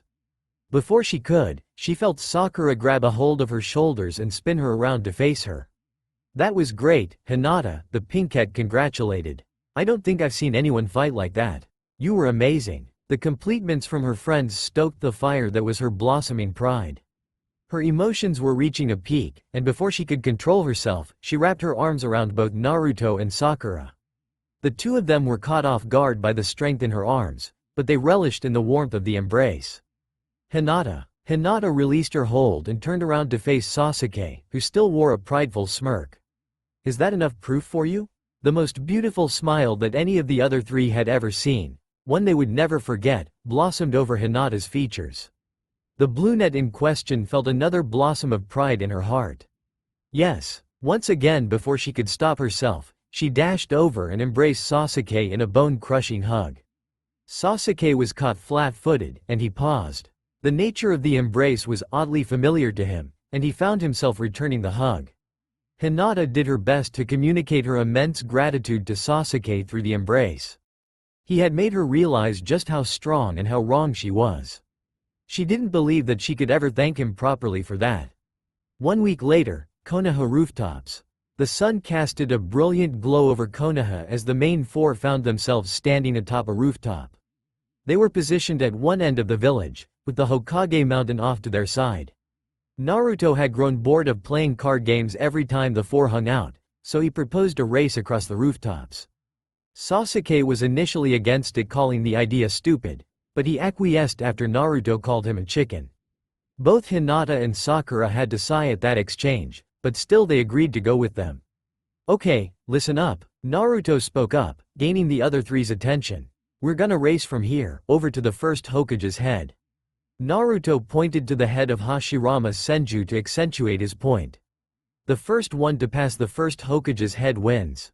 Got it?" Sasuke shrugged. "Sounds good to me." The girls nodded in agreement. "And if I win, you have to admit that ramen is better than onigiri," Naruto added on to spice up the challenge. Sasuke narrowed his eyes at Naruto, who only grinned in return. A grin that irritated him so much, he couldn't help but meet his challenge. "Okay, but if I win, you have to admit that onigiri is better than ramen." Naruto's grin vanished and was replaced with a scowl, but he accepted. "Fine. You're on." The boys shook hands on it, both of them glaring at each other with lightning sparking between them. Sakura hung her head at the display, while Hinata giggled. Hey, Naruto spoke up at the girls. You want in on this? The girls shook their heads. No thanks, I'm good to just race, Sakura replied. I'm fine as well, Hinata responded. With that, the boys shot each other challenging gazes again before the four of them got into a line and readied themselves to race. Just you wait, jackass. I'll get you to admit that ramen is godly, Naruto taunted. It's never gonna happen cause I'm not gonna lose, Sasuke fired back. Both girls shook their heads fondly at the interaction before readying themselves again. Sasuke primed his leg muscles. Naruto did the same. Sakura readied herself. Hinata took a deep breath. 3, 2, 1. Naruto counted down. Go! Naruto and Sasuke exploded into motion, their feet pounding against the tiles as they propelled themselves forward. Naruto's joyful laughter rang out and mixed with the rush of the wind. Sasuke was hot on his heels, determined to win. Hinata and Sakura followed at a slighter, slower pace, content to allow the boys to battle it out for the lead. They continued running for a few more minutes until Sakura started losing her breath. She didn't have as much stamina as the other three, and that fact started to rear its ugly head. Hinata noticed the pinkette start to slow down, and she slowed down herself to meet back up with her. Are you okay, Sakura-san? Hinata questioned when she saw her exhausted. Yeah, I just need to work out more. Sakura managed to get out through labored breaths. She raised her head up to stare up at the boys. They were still going strong, and she briefly wondered how they had so much stamina. Go on without me, Hinata, I'll be fine. Hinata turned to look at the retreating forms of the boys as they continued pulling ahead. She was a little labored herself, but not as much as Sakura. She could keep going like the pinkette suggested, but decided against it. No, it's fine. I'll stay here and help you finish, Hinata responded. Sakura smiled at Hinata's kind nature before the two of them continued to race at a leisure pace. Up ahead, Naruto was still ahead of Sasuke, but the Norei was not giving up easily. Their bodies strained as they pushed themselves to the limit, but they were determined to outdo the other. Sasuke was faster than Naruto as he had shown when they sparred, but Naruto had spent a lot of time running along the rooftops, so he knew the terrain better. Unfortunately, for Naruto, that advantage didn't last long. Sasuke had adjusted to the rooftop terrain, and he was staring to gain on him.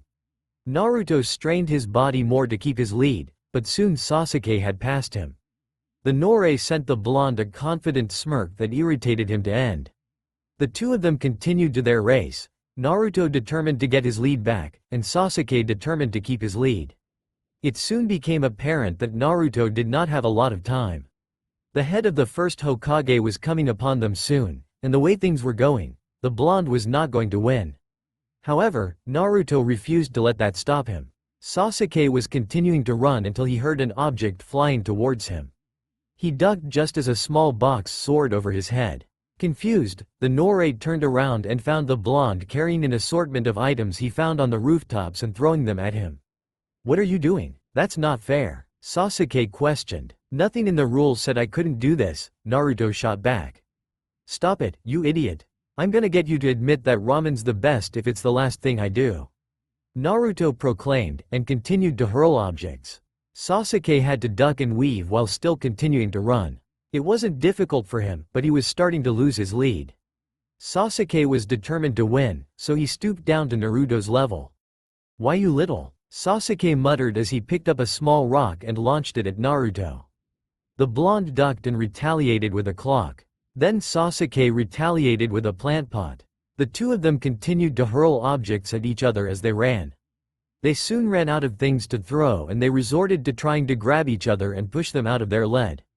You're gonna admit that ramen is the food of the gods. Naruto shouted as he tried to force Sasuke off his balance.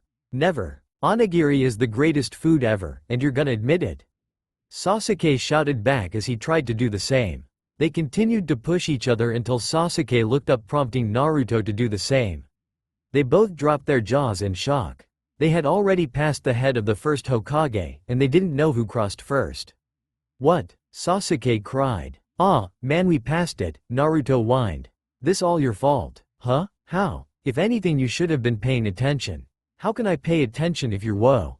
The boys continued their heated argument while running, and their obliviousness to their surroundings caught up to them. Suddenly, they ran out of rooftop to run on. Gravity seized and pulled them down, their bodies tumbling through the air and crashing on the unforgiving street, kicking up a small dust cloud. Groans of pain escaped them as they slowly picked themselves up off the ground. Sasuke massaged his throbbing head and opened his eyes. Damn it, Naruto. Abruptly, he froze in place once he realized just where they had landed. OWW, Naruto groaned. We gotta run that race again, and this time you're not ruining it. He spoke out, trying to shake the stars from his vision. When he received no answer, Naruto looked up. Sasuke. He looked around to find his friend, and the sight he found blindsided him. Sasuke was pressed up against a wall, panting with labored breaths and sweating buckets. Nothing at all like his usual calm and confident demeanor. Sasuke. Naruto called out to him as he ran over, but again Sasuke did not respond. Sasuke. Snap out of it, man. What are you doing? Behind him, Naruto heard 2 feet hit the pavement, and he turned around to find Hinata and Sakura standing behind him with the same looks of shock on their faces as him. What's going on? Sakura questioned. I don't know, Naruto answered as the 3 of them observed Sasuke's petrified state. When he got here, he started acting like that, and I don't know why. Sasuke-kun. Sakura tried to break him out of his trance, but it didn't work. Sasuke was not paying attention to anything going on in the real world. Sasuke was always the most calm and collected of their little group. To see him like this, shattered their perception of him, and they wondered what could change his demeanor so drastically. It was then that Hinata looked up and noticed their surroundings. They were in an area of the village that was completely desolate. Not just in the dilapidated buildings, but there were also no other people here. She questioned why that was the case until she noticed a familiar symbol on a sign a short distance away. Guys, Hinata called, gaining the other 3's attention. We're in the Uchiha compound. Hinata pointed to a sign that held a red and white fan symbol, the crest of the Uchiha clan. Sakura's eyes widened in understanding. Even Naruto was able to figure out what was going on. The Nore's state of shock finally made sense to them. Sasuke was trapped in a nightmare. The other 3 called out to him, but he barely registered it. His mind replayed over and over again the horrors that he experienced on that haunting night. Sasuke's feet dragged along the blood-soaked ground as he made his way through the desolate compound. The moon cast an eerie glow on the countless dead bodies surrounding him, each one a member of his beloved family. The stench of death poisoned his nostrils, making it difficult to breathe. But he couldn't stop. He had to find Izumi. He had to find his parents. He had to find Itachi. In his mind, the colors of the scene shifted to shades of red, mirroring his growing horror and despair. And then he saw them. His parents, lying lifeless in their home. Standing over them was his older brother, once kind and protective, now wearing a cold and emotionless expression. Sasuke could hear his brother's voice, filled with an empty tone that forever haunted him.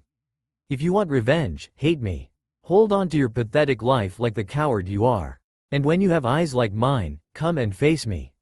The sight of his older brother staring at him with his crimson Mangekyo Sharingan stayed in his mind for several more moments before it started to shift. In fact, the whole setting in his mind started to shift. The night sky with a red hue shifted back to the blue of daylight, and the bodies littering the compound faded into nothing. Sasuke slowly came back to reality to see Naruto and Hinata kneeling on the ground in front of him with concerned expressions on their faces. Sasuke briefly wondered where Sakura was until he looked down and found her embracing him in a tight hug. Sasuke was not expecting the action, but he readily welcomed it. He placed his hand on Sakura's back, and that prompted her to look up at him. Seeing that her friend was finally out of his hypnotic daze, she released her hold on him and sat back. Sasuke found himself missing the warmth of the embrace. I didn't know what to do, but I thought this might help, she muttered lowly. And it did. Sasuke was grateful for not just her presence, but all of his friends being there for him. As they sat together on the silent street, each of them felt a mounting tension building within the group. The other 3 desperately wanted to break the silence, but even Naruto, the most outspoken, feared making things more uncomfortable for him. Sasuke noticed the anxiousness permeating his 3 friends, so he sighed and made a decision. The other 3 had all shared their own personal struggles, so he figured that it was only fair that he do the same. Naruto. When the blonde in question raised his head in response, Sasuke continued, Do you remember when you asked me where all the Uchiha were? Yeah, Naruto answered, though hesitant at where the conversation was heading. You don't have to explain it to me. I can figure it out. He tried to stop the Norei from dredging up his past at seeing how pained he looked. No, that one word and the tone it was spoken, it stopped all argument from Naruto. I want to tell you all, he stated, the resolution in his voice stunning the other three. Naruto realized that Sasuke was making this decision of his own accord and decided to allow him to speak. Sasuke took a deep breath to steady himself as the memories assaulted him again. The reason you haven't seen a lot of Uchihas around is because they're all dead. Naruto had figured that was the case, but to hear Sasuke say it still shocked him. I was coming home late at night, and I found bodies everywhere. No one made it out alive, not even Nei-chan or my parents. The others caught the slip-up of him having a supposed older sister, but they didn't dwell on it. And my brother, Sasuke stopped himself for a bit as he became choked up before he continued. Itachi Uchiha. He was standing over my parents' bodies. I didn't know what was going on, but he said that he was the one who killed everyone. This information shocked everyone present. Hinata and Sakura already knew about the Uchiha massacre, but they didn't know that the one who did it was the older brother of their friend. Naruto remained in silent thought. He told me that the reason he killed everyone was because he wanted to test his power. And that he left me alive because I wasn't worth killing. Sasuke stared down at his hands. The last words he spoke to me were to hate him and cling to life, and when I had the same eyes as him to go and find him. Sasuke clenched his hand into a fist as his sadness shifted to anger. I'm going to kill him. That's my ambition, to finally see him dead at my feet. I have to be the one to do it. No one is gonna stop me. I will kill him. With that last statement, silence hung in the air as Sasuke's fist slowly unclenched and his anger subsided. He looked up from the ground with heavy eyes to see his friends surrounding him, their faces etched with sorrow and pain.